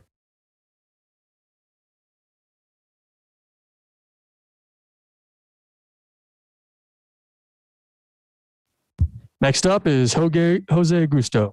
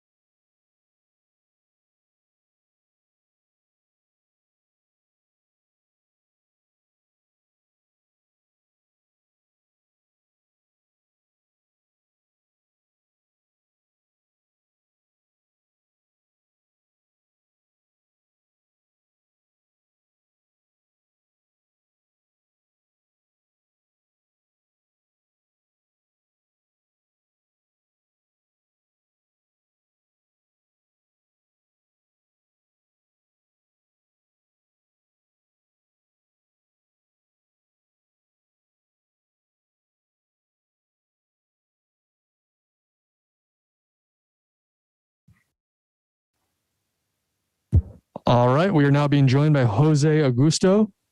We'll begin with a few questions from our media once again. Tony, your line is now live. Jose, hope you're well. My question was, when it comes to finding out that Yoel had pulled out from the fight, what position was you in terms of training, and also was there any hesitation to taking this fight? Você recebia ligação sobre lutar no Yoel Romero. Qual situação você estava em sua forma? Tipo, você estava treinando fora da forma, e também fale sobre se você tinha hesitação para aceitar a luta. Eu estava fazendo treinos de manutenção, não estava treinando forte, mas estava ativo. E quando eu soube que tinha a possibilidade de eu lutar, em momento nenhum eu hesitei. Já fiquei empolgado só de talvez. Então, quando eu tive a confirmação, foi uma das melhores notícias que eu pude receber. So I was in maintaining my conditioning. I wasn't training like I had a fight. I had just fought. So I was just, I was active. And when I received the phone call, there was no hesitation whatsoever on my end. Even it was just, when it was just a maybe, when it become for certain, it was the best news I've ever received in my life. Gareth, go ahead. This is Gareth A. Davis from London calling. Firstly, a question for Jose. Gareth? Hey, Jose, listen to this, and please translate it for him into Brazilian, into Portuguese. What's it like, Jose, to be sitting next to the sexiest pimp in the sports world? Fale sobre como você está sentindo sentando do o fashionista mais sexy dentro do MMA. O cara é um modelo, é um exemplo de estilo a ser seguido, cara. He's a model. He's like a style model. Philip Plein all day. Yes, I like your style, man. It's actually not Philip Plein. This is actually gifts from Triple C. Nice. He wears George Avenue of George, but I'm trying to take a step up above Triple C and go with Philip Plein. But go ahead. Let's get back to Jose. Yeah, Jose, I have a sneaking suspicion that you, in your mind, know you are fully capable of creating the upset on Friday night. Is that correct? Ela tem sentido que dentro da sua mente você está sem dúvidas que você pode fazer tipo virada do sul. Sim, eu estou muito confiante nas minhas habilidades, no trabalho de minha equipe e no meu potencial. Eu vou entregar tudo que eu tenho para sair com a vitória. Yes, I'm very confident in my abilities to make this upset, and I have all the abilities and weapons to make this come true. Does it play in your mind as well that if things come off for you, you are going to be fighting for the Bellator light heavyweight title next? Luta pelo título mundial na terceira luta. No Bellator. É o que passa? Se você está pensando nisso, você está acreditando que talvez na próxima luta você vai lutar pelo título mundial. Sim, eu quero dar um passo de cada vez, quero vencer bem o Anthony e depois eu penso no Nenkov. One step at a time, I'm focused on Anthony. After that, we'll talk about Nemkov. First things first, upset of the century. I wish you the best of luck, and I really do believe you're going to get the job done on Friday night. Thank you very much, gentlemen. I'm sorry we can't travel to be there. And não tem dúvidas que você pode fazer esse. Okay, thank you. Vitória. Donna?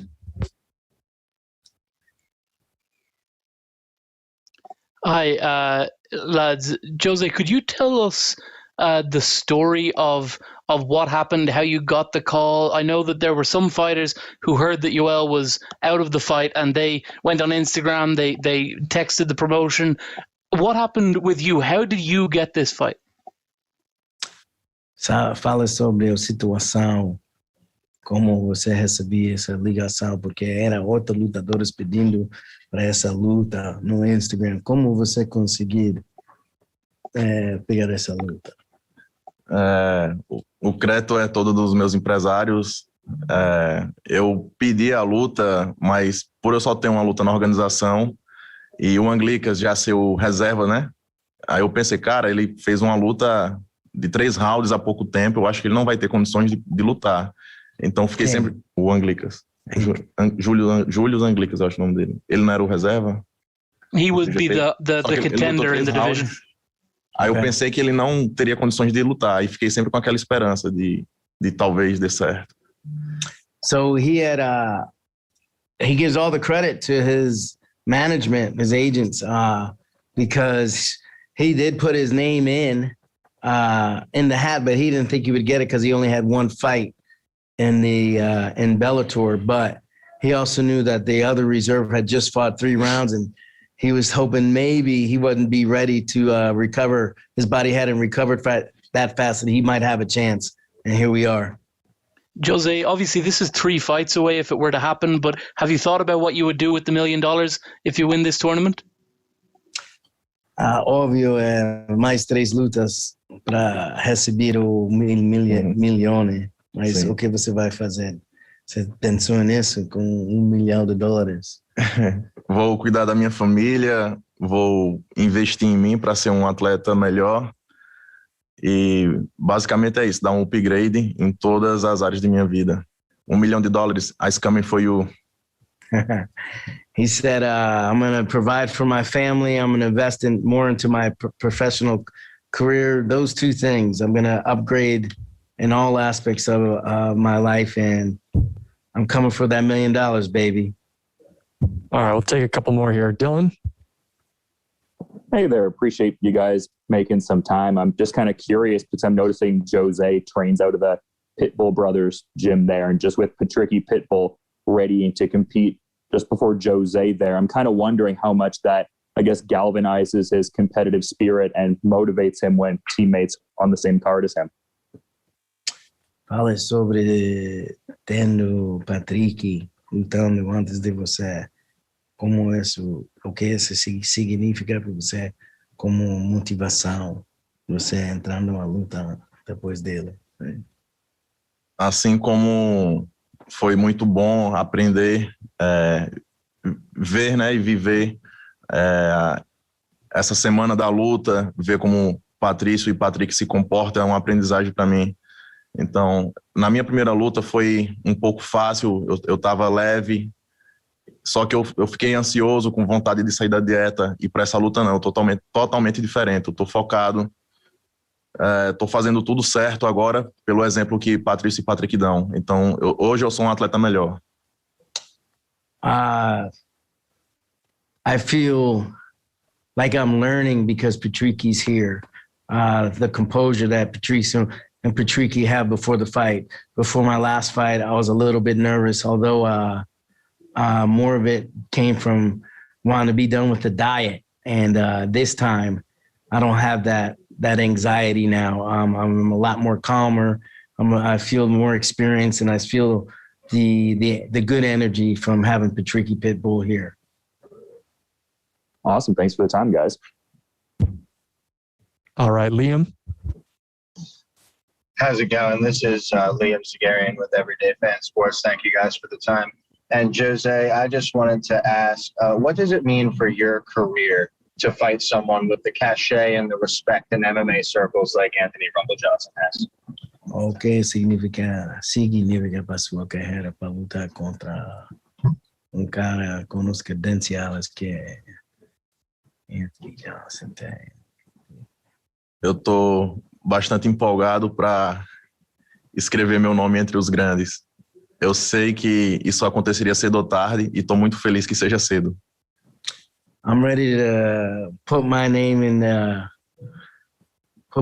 stone. I'm grateful for this opportunity and won't be surprised by the result.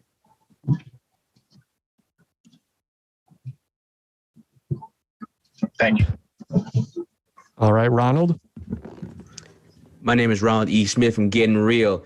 The question I got is that this is going to be, at this moment, the biggest fight of his career. So I would love to know, how does he not let the moment get too big for himself and continue to fight against Johnson? Opinião você fala sobre você. Ela está perguntando como você está sentindo lutando pelo o maior desafio na sua carreira. Como você está liderando com essa pressão, mais ou menos? Eu estou me sentindo muito bem, na melhor fase da minha vida. Eu não estou emocionado, eu estou com os pés no chão e estou ansioso para chegar lá e fazer meu trabalho.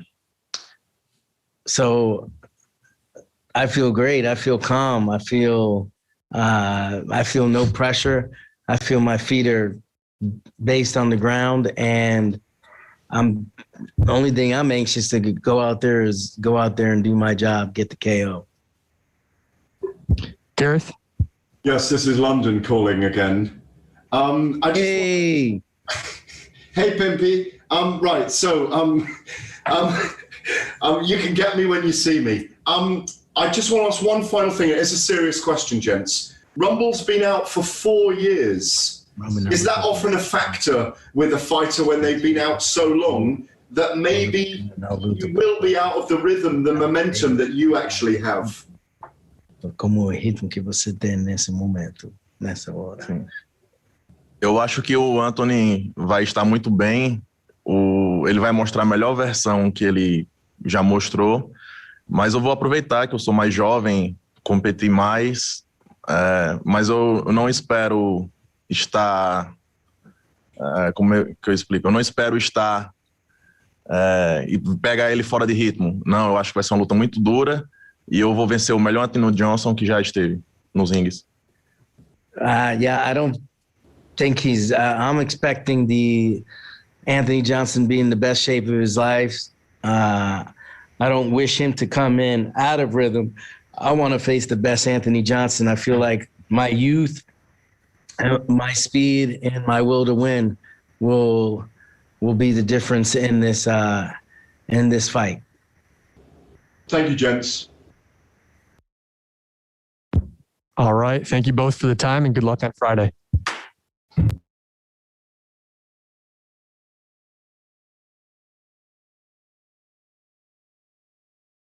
Next up, we have Patricky Pitbull.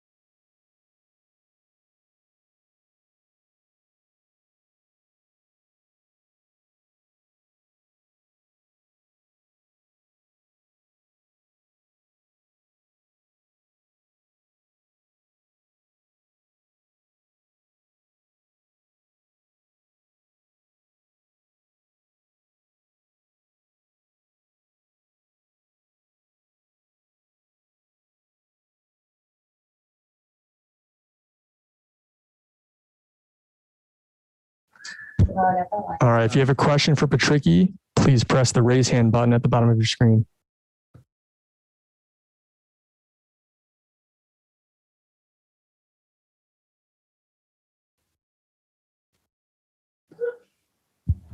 Okay, we are now being joined by Patricky Pitbull. Once again, we'll begin with a few questions from the media. Mason, your line is now live.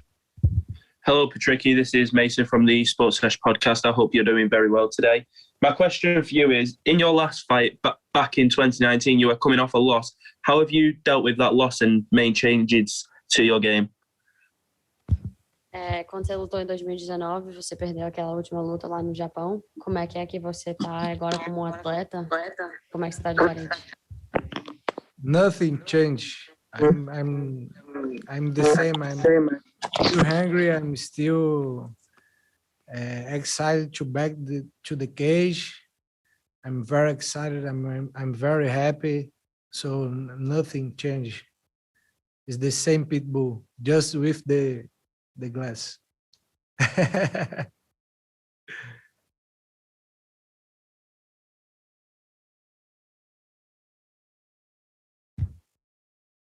All right, Kachi.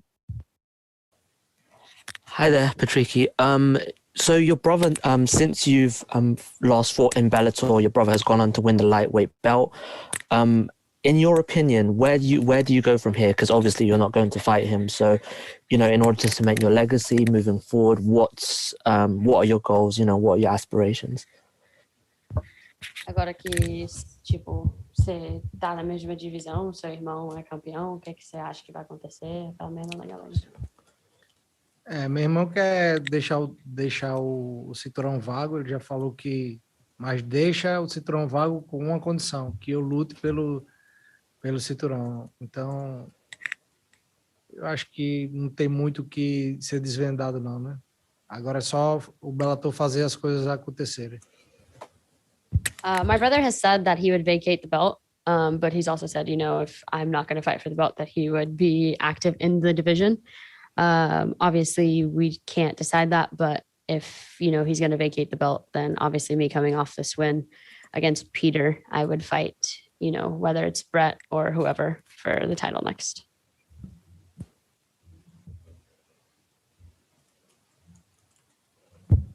All right, Breeze. Hey there, Pitbull. It's Breeze with the MMA Breeze. So I know like you said, your brother is going to vacate if you step up. How important is it for you to win your next matchup so your brother doesn't have to avenge another loss of yours? Não. Como é que O final não. Como é que você tá se sentindo que como é que é importante para você ganhar essa próxima luta? Porque senão seu irmão vai ter que lutar de novo contra alguém que já te venceu. Yes, Friday night is my opportunity to take the chance to fight for the belt. So this don't happen. This shit don't happen. I will make sure that I will fight for the belt after this win. So I'm ready. I'm hungry. I'm excited. Let's do it. Gareth. Good evening, Patricky from London. How are you? Good, my friend. How it's going? It's very good, thank you. Todo bem. Can I ask you, first of all, did you watch Peter Queeley's fight with Ryan Scope? And do you feel that this is going to be a very tough, very hard, durable fight? Assistiu a luta contra Peter Queeley e Ryan Scope. Isso. E você acha que essa luta vai ser igual? Você acha que essa luta para você vai ser difícil? Yeah, it's the fight, man. Everything is possible, but I will make sure this shit don't happen. So it's another fight for me. It's another opportunity to take my chance for the belt. So I will do my job 100% perfect. Nothing changed my dream. Nothing changed my chance. Let's go. Nothing. I'm Pitbull. I'm hungry. Let's do it. Is there any danger, because Peter is not ranked in the top 10 of the rankings, the lightweight rankings, that you underestimate him in any way? Você acha que tem mais pressão para você porque você tá e ele não? Yes, I don't like too much because it's the underdog. It's like underdog. So shit hit. Qualquer merda pode acontecer. And so I don't like too much. I don't like this idea. I like fight to the guys like Brent Primus and another guys stay in the rank. But I know I'm the Pitbull. I'm the king of chaos. I'm the man. So are you saying then, Patricky, that he does not deserve to be fighting you then?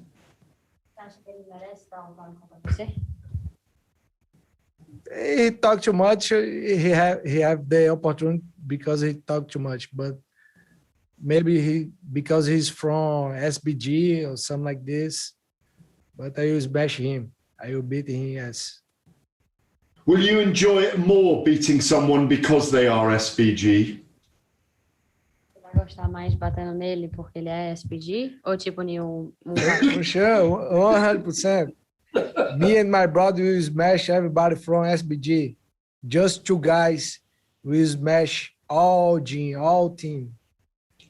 Finally, last week in the press conference, a Zoom call that we had with Scott Coker, he did say that if Patricio was still the 155 champion and you were the main challenger, who knows? Could the Pitbull brothers fight each other in a title fight? Because you fought each other hundreds of times as children. Could you even consider fighting each other in a title fight? Silly question, I know, but I'm going to ask. Só não entendi o final, mas eu... Se você lutaria contra seu irmão. I can fight against my brother all time, in my house, in the gym, anytime. But not for the title, no? No, not for the title. Go well on Friday night, my brother. Lovely to see you. Thank you. Thank you, my friend. All right, and the last question is from Michael Owens. Michael, go ahead. Hello, Patricky. This is Mike from Mike Owens Media. If your brother Patricio was to vacate the title and you were to be matched up for a vacant title bout, who would be your most likely adversary in that fight? Quem é que você quer... Quando o Patrício largasse esse cinturão, quem é que você quer lutar contra? Brent Primus is the name, is the guy. I think is the former champions is number one in the rank. So I think these guys have the opportunity to fight with me because I think me is number one from their rank. So let's think after this fight what's happened. All right. Next side, I'm ready. All right. Thank you both for the time. Good luck on Friday, Patricky. Thank you.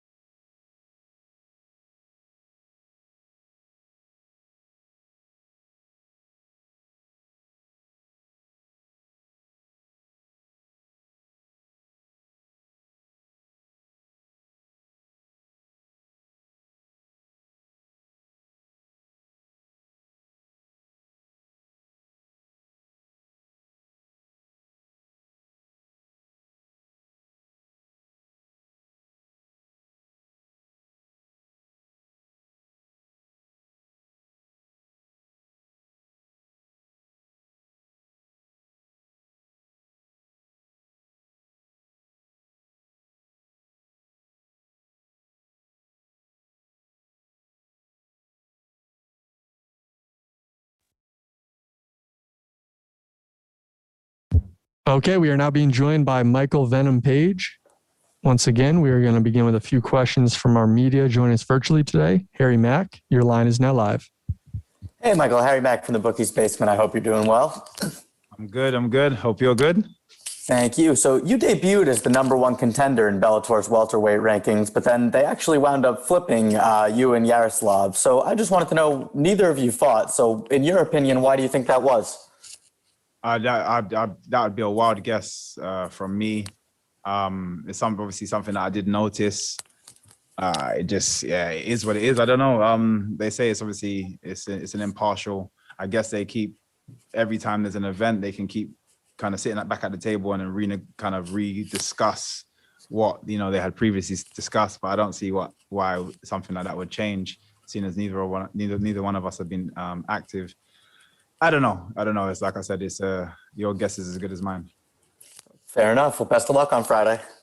Thank you so much. Breeze, go ahead. Hey, Michael, this is Breeze with the MMA Breeze. I just wanted to ask, you obviously have created a lot of highlight reels for us. How are you looking to finish this next bout, and how would it be turn out ideally in your mind? Ideally, it'd be the fastest knockout in Bellator history. I don't get paid for overtime, so I want to go in there and just finish the job real quick. I'm gonna fight with a slightly different intensity level for this fight. So yeah, I do want to get in there and just I want it to be a bank robbery, in and out, a quick job.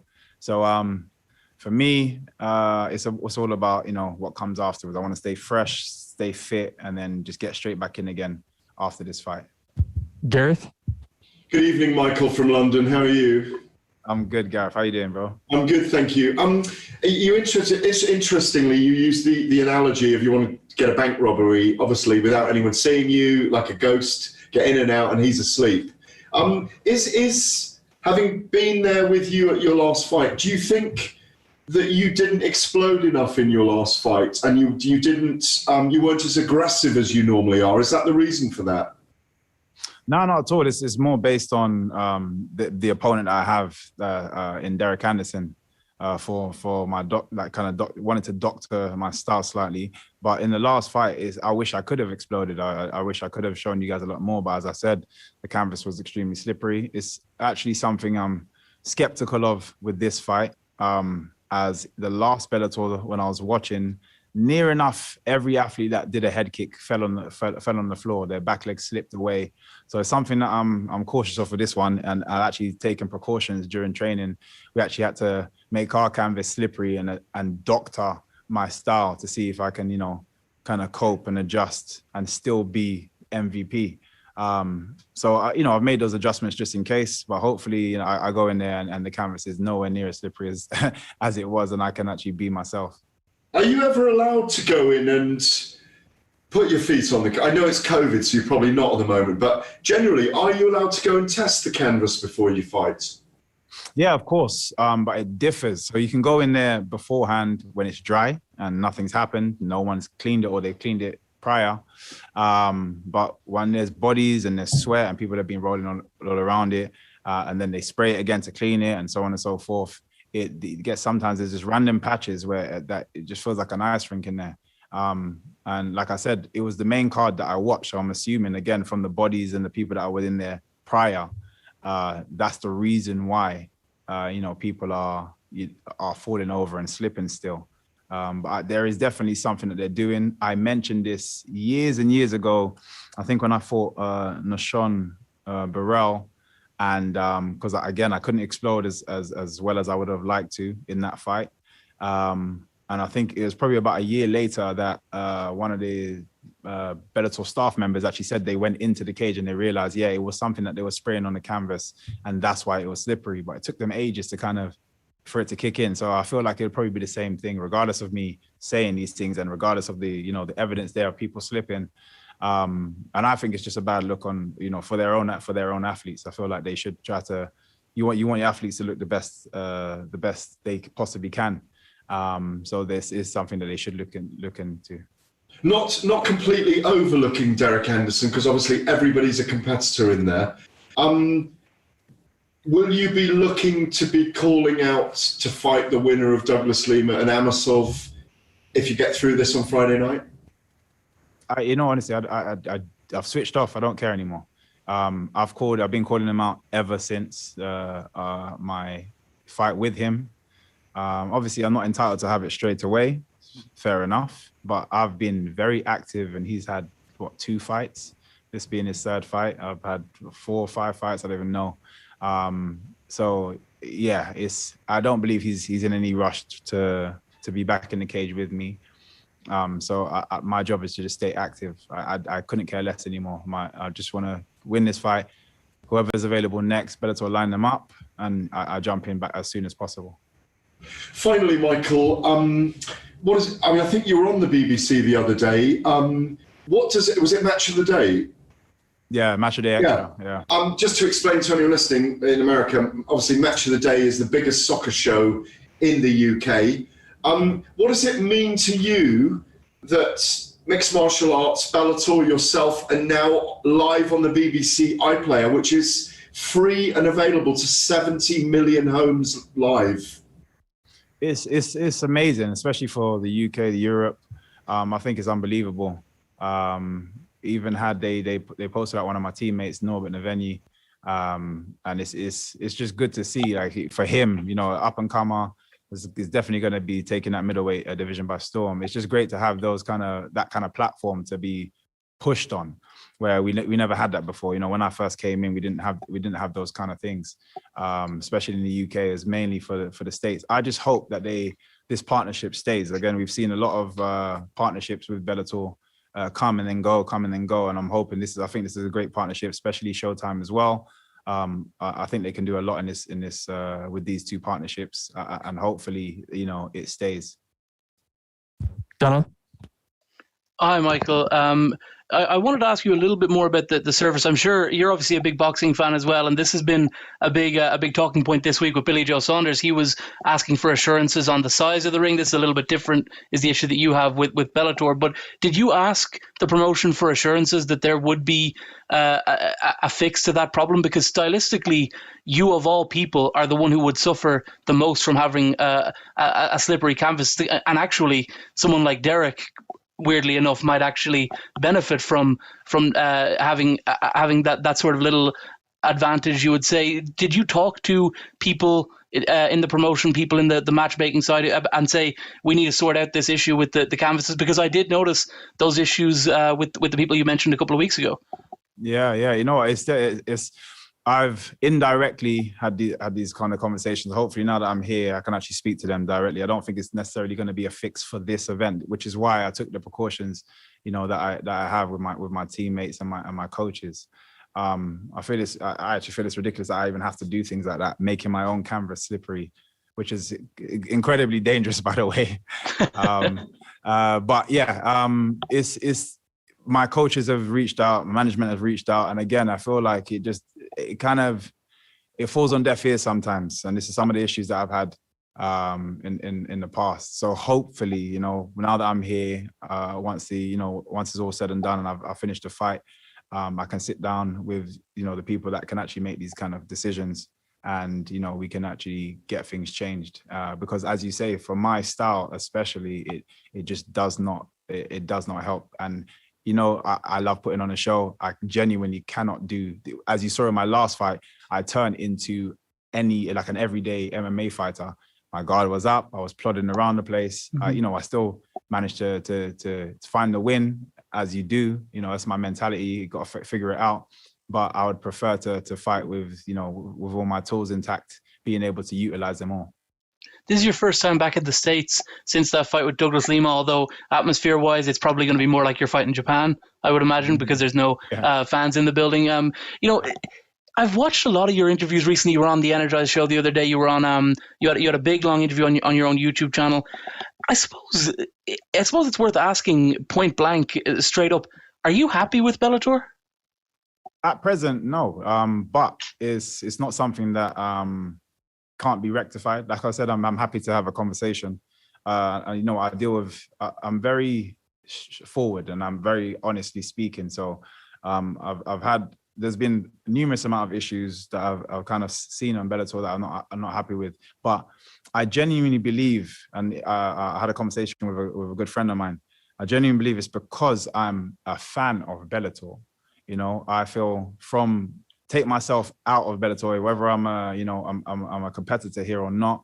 I genuinely believed in that show, in the organization, in what they're doing, what Scott Coker has been doing up until recent times. This is why things are kind of being a bit more irritable. So again, these things can be changed very quickly with just a simple conversation. We sit down, have a conversation, even if it's just a case of just me getting it off my chest to these people, and then just moving forward. But I like the staff here and everybody that are here in the back office that you guys don't see, you probably all know, but you don't see like on camera.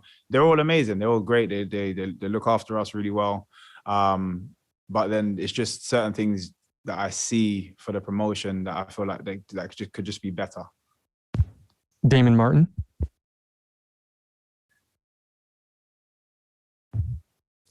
Damon, go ahead. Hey, Michael, in terms of what you're talking about, like your complaints, things that are going on with Bellator, can you get a little bit more specific in terms of the promotion side? Is it just you personally, or is it the organization as a whole as what you're seeing right now? Yeah, I feel it's the organization as a whole. Again, I'd prefer to have the conversation with Bellator first.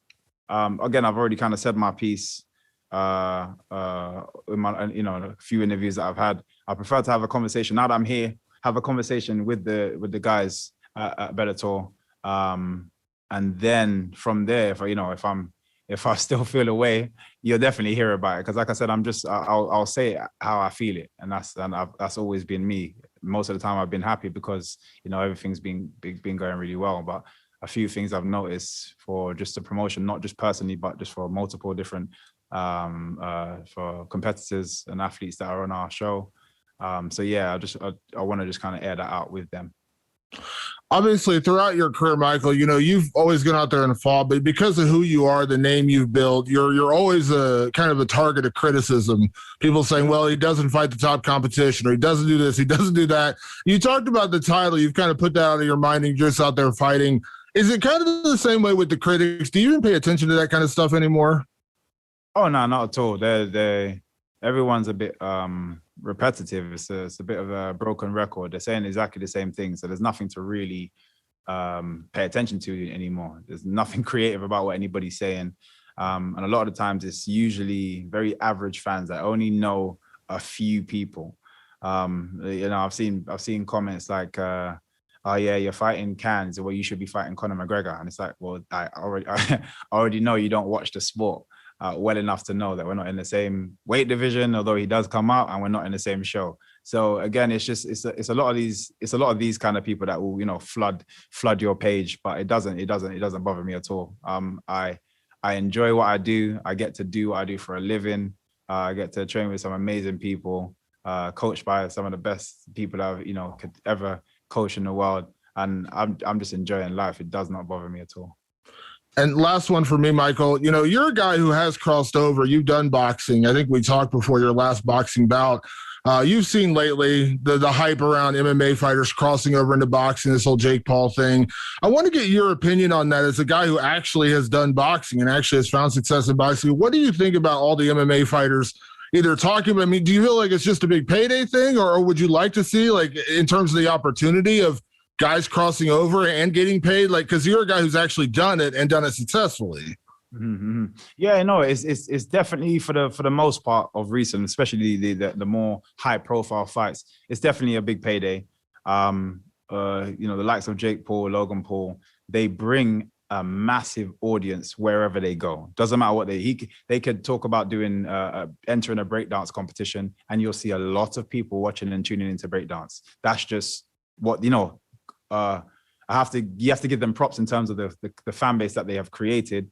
And again, now that everyone's kind of interested in combat, which is technically good, it's a good deal for a lot of up and coming athletes. They could be headlining on a show, and you have credible athletes underneath them that will now be seen by a lot of new fans, and it's great for them. And like I said, it is definitely a payday.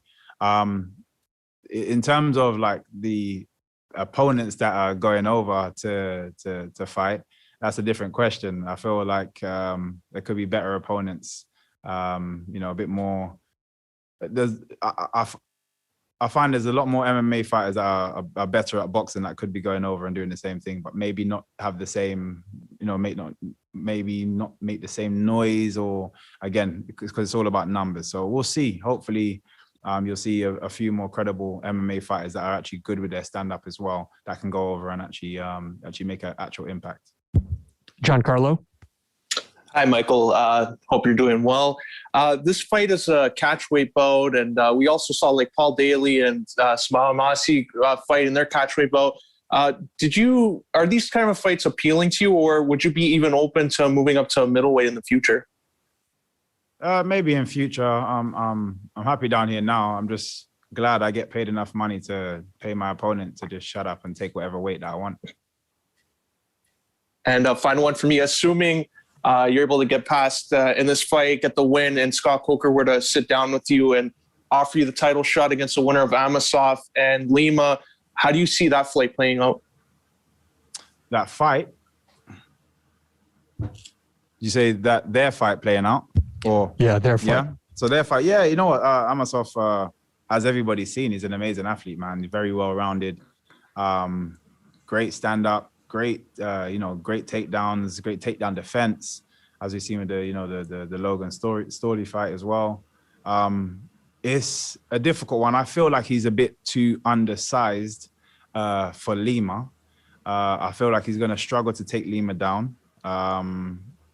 Again, due to the size and Lima's strength, and because of the height difference, he's going to have to be a bit more in the pocket, which means he's going to be liable for those leg kicks as well.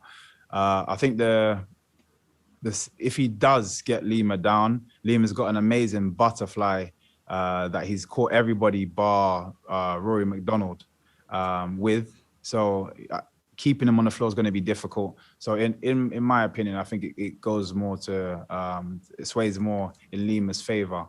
But it doesn't take anything away from Amosov. I think I genuinely believe he's a great mixed martial artist altogether. All right, last one here, Nick. Hey, Michael. Considering all that you've done in Bellator, you've been in the promotion for about 7 years. I believe you have a 14-1 record in Bellator. Is it kind of surprising that you have yet to fight for the Bellator welterweight title? Yes, yeah, definitely. It is what it is. My journey is my journey. It's gone the way it's gone. There's been chances. Don't get me wrong. Obviously, even just being in the tournament. It was because I lost, I had a chance to win the tournament and actually fight for the belt as well. I was one fight away from that. It is what it is. Everyone kind of falls on whatever path they fall on. But hopefully that will turn around. In fact, that definitely will turn around this year.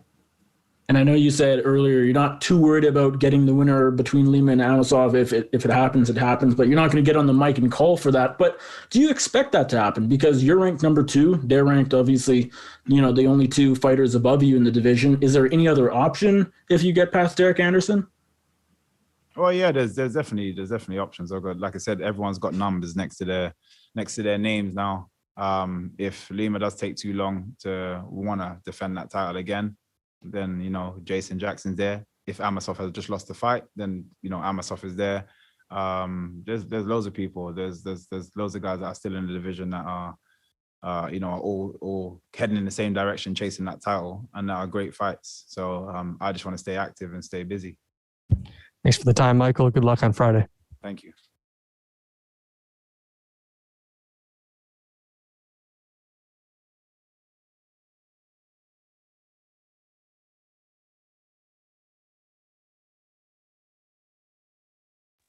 Next up, we have Anthony Johnson. Yeah, are you good?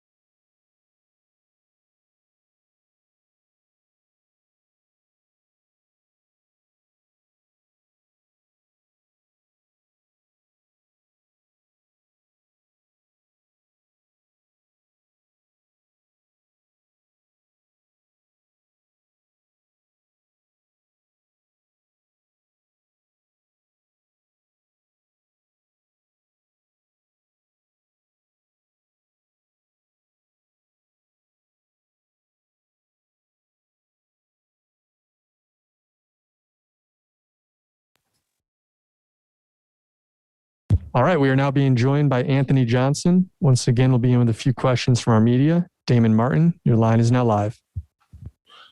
Hey, AJ, we just talked a matter of days ago, and so much can change in that short a period of time. Can you kind of give me your initial reaction to getting the news that Yoel was out of the fight? Obviously, I know you were excited for that one, and I know it's part of the sport, but I know there has to be some disappointment. Yeah, I was very disappointed. Not only were the fans, counting on that fight, I was too. I had trained my butt off for him, and like I do every fight. But it is what it is. What can I do about it? Every time it seems like I'm about to have a big fight, I get a change up all the time. I know that, going to a new opponent, that's, again, part of the sport. I know you guys are training for whatever happens, at your gym down at Sanford. But in terms of the emotion, do you have to kind of allow yourself to get disappointed and then get up again for the new opponent? Because, again, absolutely no offense whatsoever to Jose. He's just a newer guy. We don't really know him. Whereas Yoel, that was a big fight. I had to psych myself out a little bit. You know what I mean? Just, how it is, man. When you count on something and then things get changed up, so much can go through your head, but I knew I wanted to fight. I was presented, some other fighters, but they weren't worth my time. I don't know, man. I just had to suck it up and say, I'm fighting. The fans want to see me fight. I want to fight. I know the organization wants me to fight. So let's just do it. Let's get somebody that's worthy, give somebody who deserves a shot, to fight me, that I feel deserves to fight me. And they picked Jose. And I'm glad they picked Jose. People may not know who he is, but he's a good fighter. And last one for me, only because you did spend so much time training and preparing for Yoel, I can't say what the future holds for him. I'm not going to get into his medical issues or anything, but is there any part of you down the road you would like to revisit that just because you spent so much time preparing for that guy? If it happens, it happens, man. I just take everything one step at a time. But yeah, if I get a chance to fight Yoel, I will. That's, once again, the fans wanted to see it. I was amped up for it, but the people that got me amped up even more and got me looking forward to it even more were the fans. The fans were so into it and so pumped up. I feel bad for them more than I feel bad for Yoel. You know what I mean? Because they don't get to see the show that they were, wanting to see. But once again, I have Jose, so I can't think about Yoel anymore. I just have to focus on Jose. Corey? Hi, good afternoon. Corey from MMA Mania. You've had all of your losses, aside from that Kevin Burns insanity, were due to... That wasn't a loss. That wasn't a loss. And yeah. Hence the insanity in it. Have been on by submissions, and your opponent has demonstrated some good ground ability. You've been out of the sport for a while. It's been a lot of work, maybe working on your ground game, hoping to shore up. What has been the only losses in your career? I've over the course of, a couple of years, it wasn't that I sucked on the ground or anything like that. I just never wanted to be on the ground. I never wanted to be a grappler. I wanted to be a knockout artist, Whenever I'm training, I don't get submitted, and I have some legit grapplers, I hang in there with them. I'm not trying to be a black belt. I'm not trying to impress anybody on the ground. I'm not really trying to even submit anybody on the ground. Do I know how to submit people? Of course I do. I've submitted people in training. I have submitted a black belt, legit black belt before. But it's just not me. People want to see fights. They want to see knockouts, and that's what I bring to the table. So I'm just going to keep trying to do that. And so many people talk about grappling or whatnot, but you got to be able to take me down, and that's not easy. So, anybody that's truly taking me down, they were wrestlers, and they were great wrestlers, not just mediocre wrestlers. They were great wrestlers to be able to do that. And, usually when people try and take me down, they pay for it. Nick? Hey, Rumble. Obviously, What's up, fight boss? weeks these days are a lot different with all the COVID protocols. But for your first fight week in 4 years, what's it been like getting back into that routine? It's been great. natural. Feel like I'm at home. Nothing's changed. Everybody's still asking a ton of questions and showing a ton of love. So nothing's changed. This is. I just feel like I'm home, and this is just where I'm supposed to be. And I know over the course of the past 4 years, there were some hints before you finally committed to the return last summer. Like even before that, you were kind of hinting at returns here and there. Why do you feel like 2021 was the right time to come back? Hell, I thought 2020 was going to be the year to come back, but things happen. Everything's all about timing, and obviously the time is now. So why not? Why not just give the fans what they want? 2020 was not a great year at all for anybody, unless you was Walmart or something like that. They got all the money. Fighters didn't get to perform, in front of crowds like they wanted to. The excitement just wasn't there. It wasn't there for a lot of people in a lot of sports. But 2021 is changing. It's turning around for the better. So why not, man? I feel like this is just, about to be fun. So I want to have take place in it too. I don't want to wait till 2022 to fight. I'd rather do it right now. Donna? Anthony, we talked to Corey Anderson before his fight, and he was pretty adamant that he believes he is a member of the best 205 division in the world.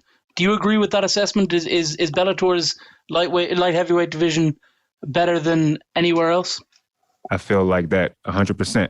I feel like that 100%. Corey and I have faced the best of the best. You know what I mean? We've been through the ringer. We've, been at the top of the food chain. And we know where we stand compared to everybody else. And I'm not saying anybody else suck. I'm not saying that at all. Everybody that's in the 205 division, no matter what weight class they're in, they're legit. If they're in the top 5, I feel like they're legit. But I just feel like we have the best, and I won't deny that. I won't hide it. I'll say it anywhere to anybody. I challenge anybody to it. I think we have the best fighters right here in Bellator. You've been out of the cage for quite a long time, but you haven't been away from MMA. You were involved in BKFC a little bit behind the scenes, and we've seen you on camera quite a bit. You've been big. You've been heavy at times. It looked like maybe you were going to come back at heavyweight. How'd you find getting down to 205 this time? Well, yeah, I was fat and happy, man, when everybody saw me in front of the camera. You can say it. It's okay. I'm not offended by it because it's true. The journey's been fun, man. The weight has come off over time. Just consistency and eating right and staying in the gym and just living my life, man. Everything's just been working out coming down to 205. I feel better now at 205 than I did whenever, I was in my early 30s. I'm 37 now, and I feel better. I also feel like my body's changed for the better. Everything right now is just going smooth, and I'm going to make sure I keep it that way. So it's been fun so far. Santiago? Hi, Anthony. Greetings from Amsterdam, and thank you for the time. No Sanford problem. MMA fighters have been getting a lot of success lately. Can you feel this in the gym as well, Anthony? That the confidence level is very high and everybody is working passionate towards winning fights? We've always been that way. With our fighters. Even before we became Sanford, a lot of us are still together over the last 10 years. The energy is there. The athletic ability is there. The coaching is there. We hold our heads high, even when we lose. But we're not used to losing. Everybody's used to winning, and we're going to make sure we keep it that way. But you can definitely tell whenever you walk in that gym that there's a bunch of killers in there and hard workers. And then last one for me, of course, I have to ask you about the Dutch master, Henry Hooft. How important has Henry Hooft been for your career in general? And how important was Henry for your preparation to this comeback fight? For MMA, Henry's the most important person to me. He's my right-hand man, When it comes to MMA and stand-up, he's my rib. You know what I mean? He's my partner in crime.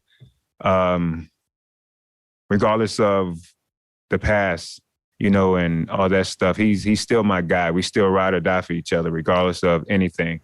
But he's been helping me out no matter what. He can talk to me, man, and get me going. It doesn't matter. He doesn't have to hold pass for me to want to knock your head off. He can just talk to me, and we just got that vibe, that energy, that relationship, and it's unbreakable. Gareth? Good evening, Rumble from London. What's up, boss? Hi. I was on the call with you last week, the press conference, and you and Romero were so lit over your contest. It was an amazing thing to witness. You were both incredibly looking forward to it. Really stoked you were going to kill each other in there, but incredibly respectful. No, but at the same time, incredibly respectful. And I just wonder, 24 hours later, what goes through your psyche as a fighter when you know you're going to have to switch against another opponent, that guy you'd been focused on for so long was there.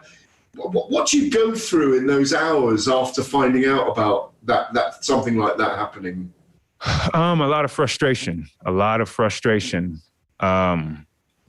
your heart and mind is set on fighting somebody, then it gets switched up. It throws you off track a little bit, but at the end of the day, it's still seek and destroy. You still want to fight. So, it only lasted like a day for me, and then I was already over it because I know I'll eventually meet Yoel down the line. But he's in the past. I'm focused on Jose. Talk to us a little bit. I know you've spoken a little bit about Jose. He does carry dangers. He's had a lot of momentum. He's fought a lot recently. How do you go about beating him and hopefully not having to do overtime in this one? I'm not going to tell you my game plan because that's exactly what you just asked. But I just need to win. I just need to do my thing, and I just need to be myself out there and knock some head offs. You know what I'm saying? Knock a head off or whatever, and give the fans what they want. That's all I need to do is just be myself and have some fun. Are you going to be holding the belt in about 3 or 4 months' time? We'll see. We'll see if I get past Jose. I can't even think about the belt right now. Of course, that's one of my goals, but I got somebody in front of me that's trying to hurt me. So I need to focus on him and not the belt. All right, we'll take a couple more here. Dylan.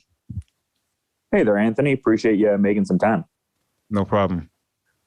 I'm just kind of curious. You're talking about not overlooking your opponent here, but just in terms of which I guess you weight a little bit more than the other, in terms of the lineal belt versus the tournament title itself. I've spoken to certain fighters who've captured both, and it seems like they kind of show love to, the GrandPrix hardware a little bit. Is there a certain title you're eyeballing more out of those two?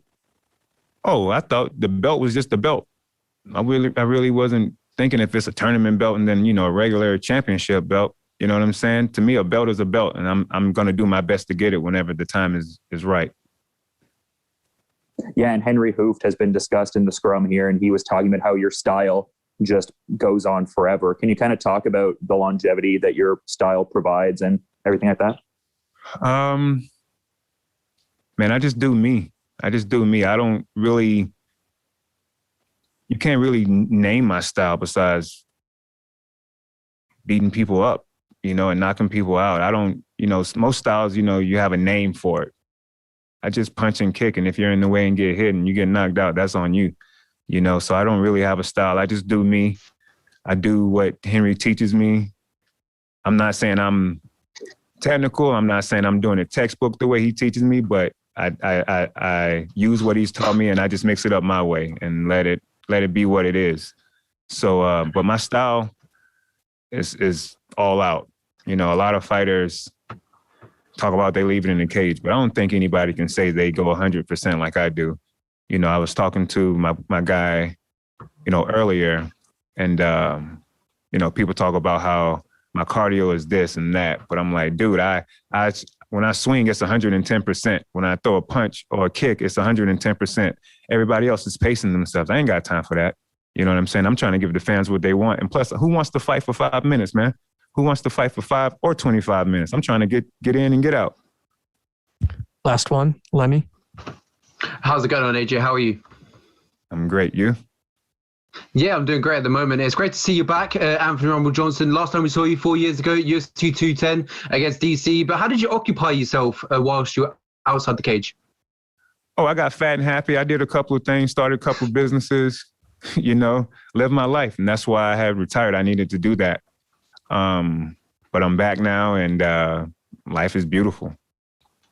You mentioned that you're back now, but when you first announced that you were coming back, it seemed like you were heading to the UFC. You even tweeted UFC 248 at T-Mobile Arena. You put that on your Twitter. What ultimately happened to returning to the UFC? But at the moment, I do believe Bellator is a good fit for you. Yeah, I wouldn't be here if I didn't think Bellator was a good fit. As far as UFC, man, I still have nothing but love for UFC. They're a great organization. I've made my mark there already. So now it's time to make my mark somewhere else and do great things here. And I am very grateful and blessed that Bellator and Scott Coker are giving me the opportunity. So I'm going to embrace it and just do what I do. All right. Thank you very much for the time, Anthony, and good luck on Friday. Thank you, man.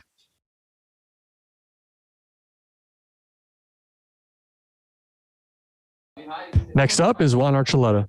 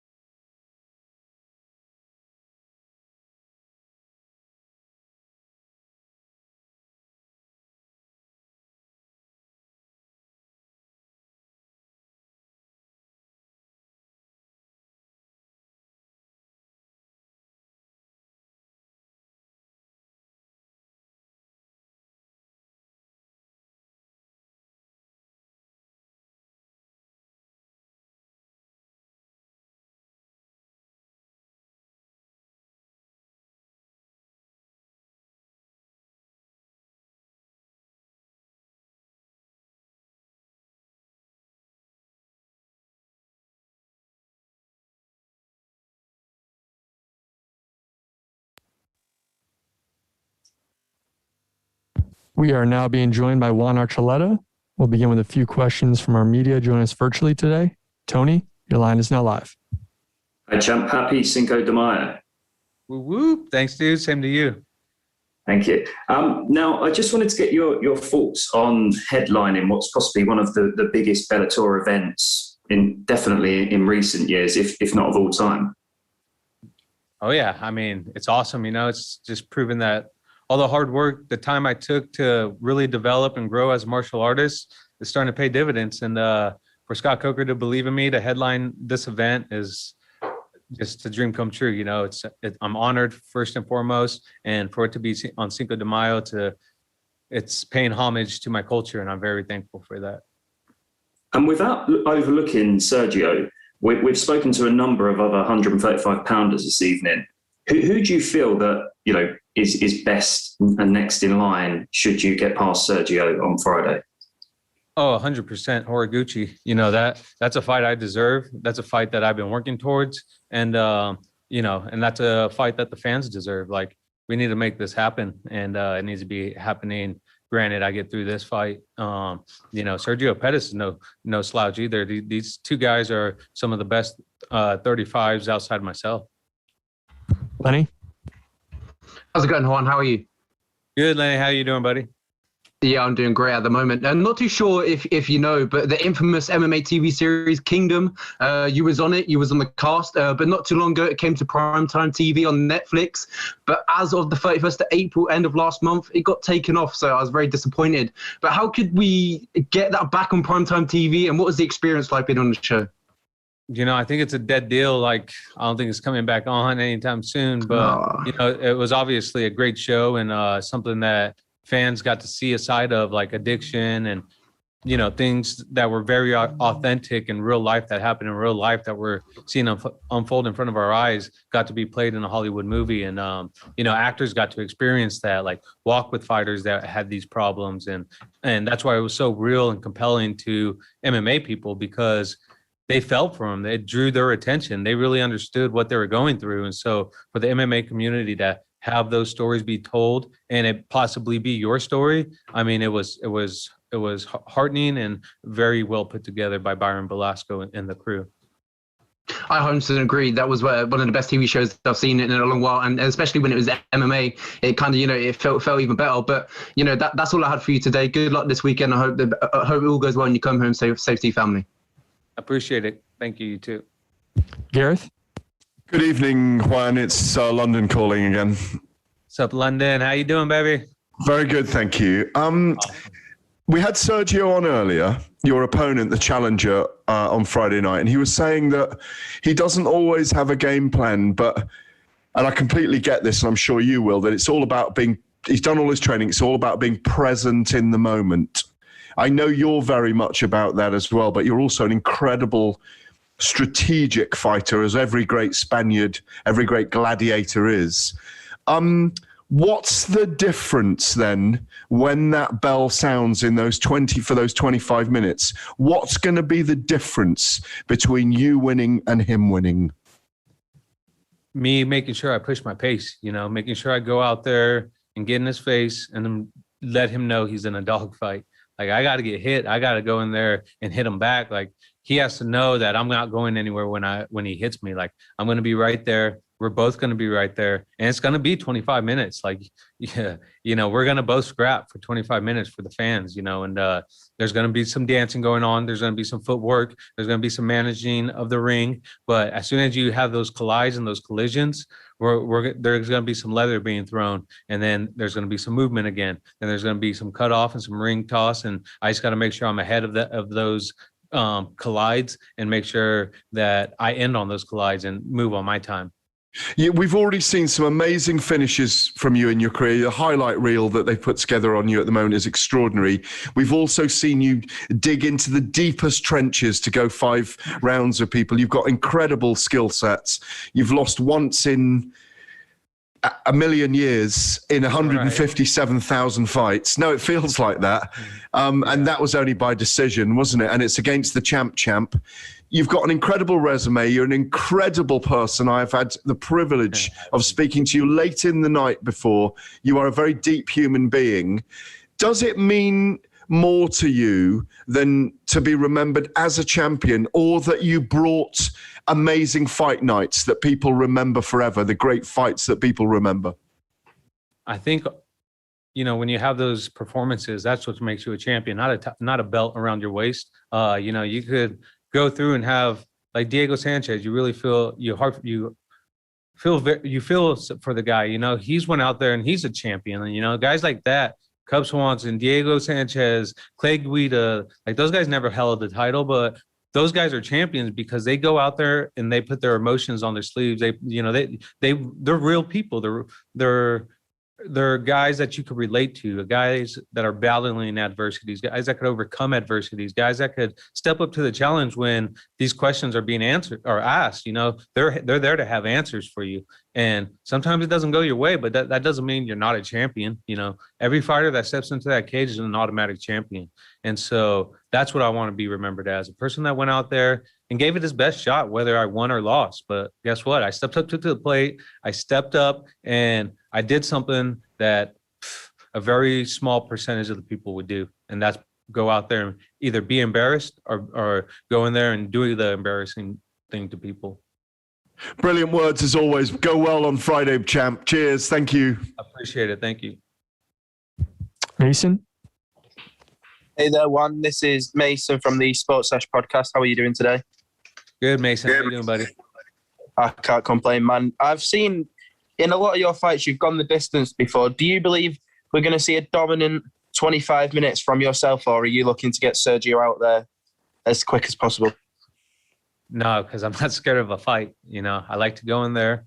Again, I've been training for a fight since November. And it was supposed to happen end of December. It's supposed to happen in March. Kept getting postponed due to not our circumstances or Bellator circumstances, but on the other end. And so, to be robbed 25 minutes of fighting and not know when you're going to fight again, that's not for me. I'm going to go out there. And obviously, if a finish happens, it happens. I'm more than thrilled, but I'm not going to force it. I'm not scared of a fight. I'm going to go in there and I'm going to fight for 25 minutes.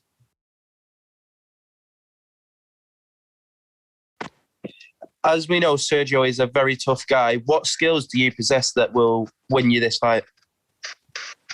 Well, I think we all possess a little bit of different strategies. Of course, we're all fighters, but my durability, my heart is going to speak for itself come Friday night, and that's something I'm bringing with me in that cage, and that's something that it's going to be hard for people to take away from. Breeze. Hey, Juan, it's Breeze with the MMA Breeze. I wanted to ask you. You know, you're obviously a very decorated fighter. You're coming in with a decorated opponent. You and Pettis have both spoken highly of each other as characters and as competitors. Should you get past him in this next bout, who do you think is most deserving of the next title shot, in your opinion? In my opinion, deserving-wise is Horiguchi, obviously, but you know, the fight needs to happen. It's going to happen, and you know, it's going to be in summertime. Granted, I get through this tough task at hand. Right on. Thanks so much. Patchy? Hi there, Juan. Happy Cinco de Mayo, first of all. So this is Kachi from Jiu-Jitsu Mag. I just wanted to ask you your opinion on this. I've noticed one thing about 135, which is that regardless of what promotion it is, no one has really defended the belts in any of these promotions more than 2, maybe 3 times. So I'm not sure if you knew that WEC, Strike, like WEC, UFC, so that was TJ, one championship, even at Bellator. So do you think there's a reason for this? And if there is, are you going to be the guy to break that streak and go for the 3 or the 4 title defenses?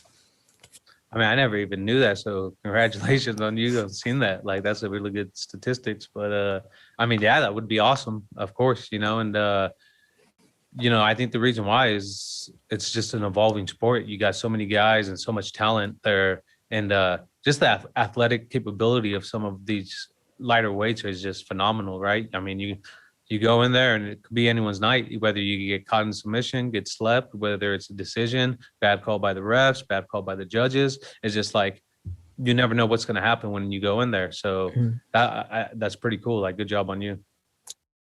Yeah, I just wanted to quickly ask you as well. Like, I know one of your losses has come to Pitbull. Is that, are you even thinking about that 145-pound division? I mean, you know, coming down, you said that this is obviously not the easiest weight class for you to make, even though you're comfortable here. Are you looking for that in the future? Is that maybe that's the reason that you might not make that 3 or 4 title defenses here? Like, are you looking at that 145-pound belt as well? I think he's going to be coming down if he gets through AJ, you know, and I think that'll be a cool matchup because, you know, to get the rematch for 1, and then for 2, I think that solidifies me a little bit better into having the rematch that I'm well deserved, just because of the things that happened that were outside of our circumstances before the fight. And so I think we owe it to the fans to put on a real fight and, you know, not start off in the 4th round as the first round should have been. So, you know, granted, we both take care of business, lead up to the fight comes, but who knows, man? You never know. Things, like you said, 135 is a mysterious division. Nate? Yes, sir. Meditation has seemed very important for you for this fight camp. The Soma Dome appears to be a big part. Can you take us through what you've been visualizing during your meditation? Oh, man, yeah. So you always try to find your weaknesses inside your camp. Like, I've always had a little bit of a weakness on not being able to be coached through meditation or visualization. Has been hard for me. Like, I feel like I visualize better when I'm in contact. So I'm all, you know, when you're relaxing, recovered in the bed, wherever you are, you're always on your phone looking at things. Well, for me, I'm a biohacker, or I try to be, and I always look on different tools and strategies and, you know, my teammates and I, Cub, we bounce off each other, like, different ideas on like how to strategize or how to game plan. But I came across this company, that Soma Dome, who claimed that they had one of the best tools to utilize visualization, meditation, and being able to incorporate that into your everyday programming. And so sitting in there and being coached by a coach that's on a headphone set on an app, it's been real powerful stuff. I mean, the guy that set it up for me told me, he said, be careful. This is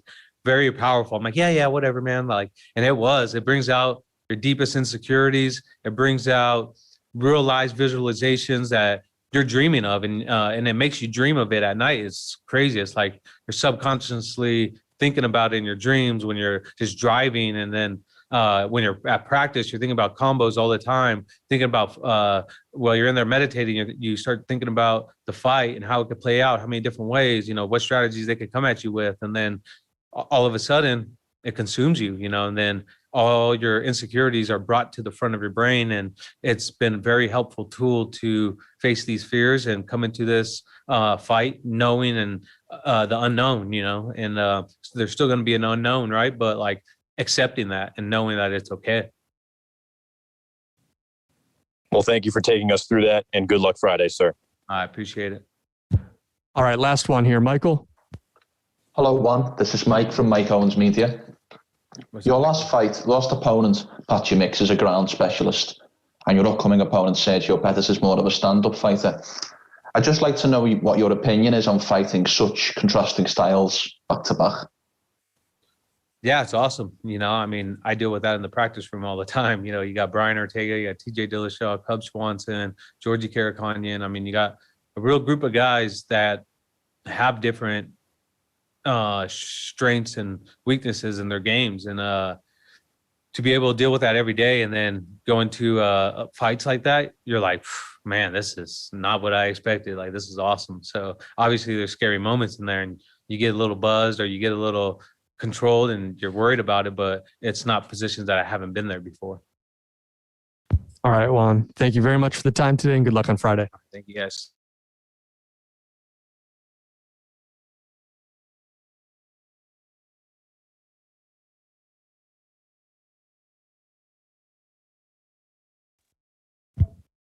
All right, that completes our media day today. We hope you all join us tomorrow for the weigh-ins and again on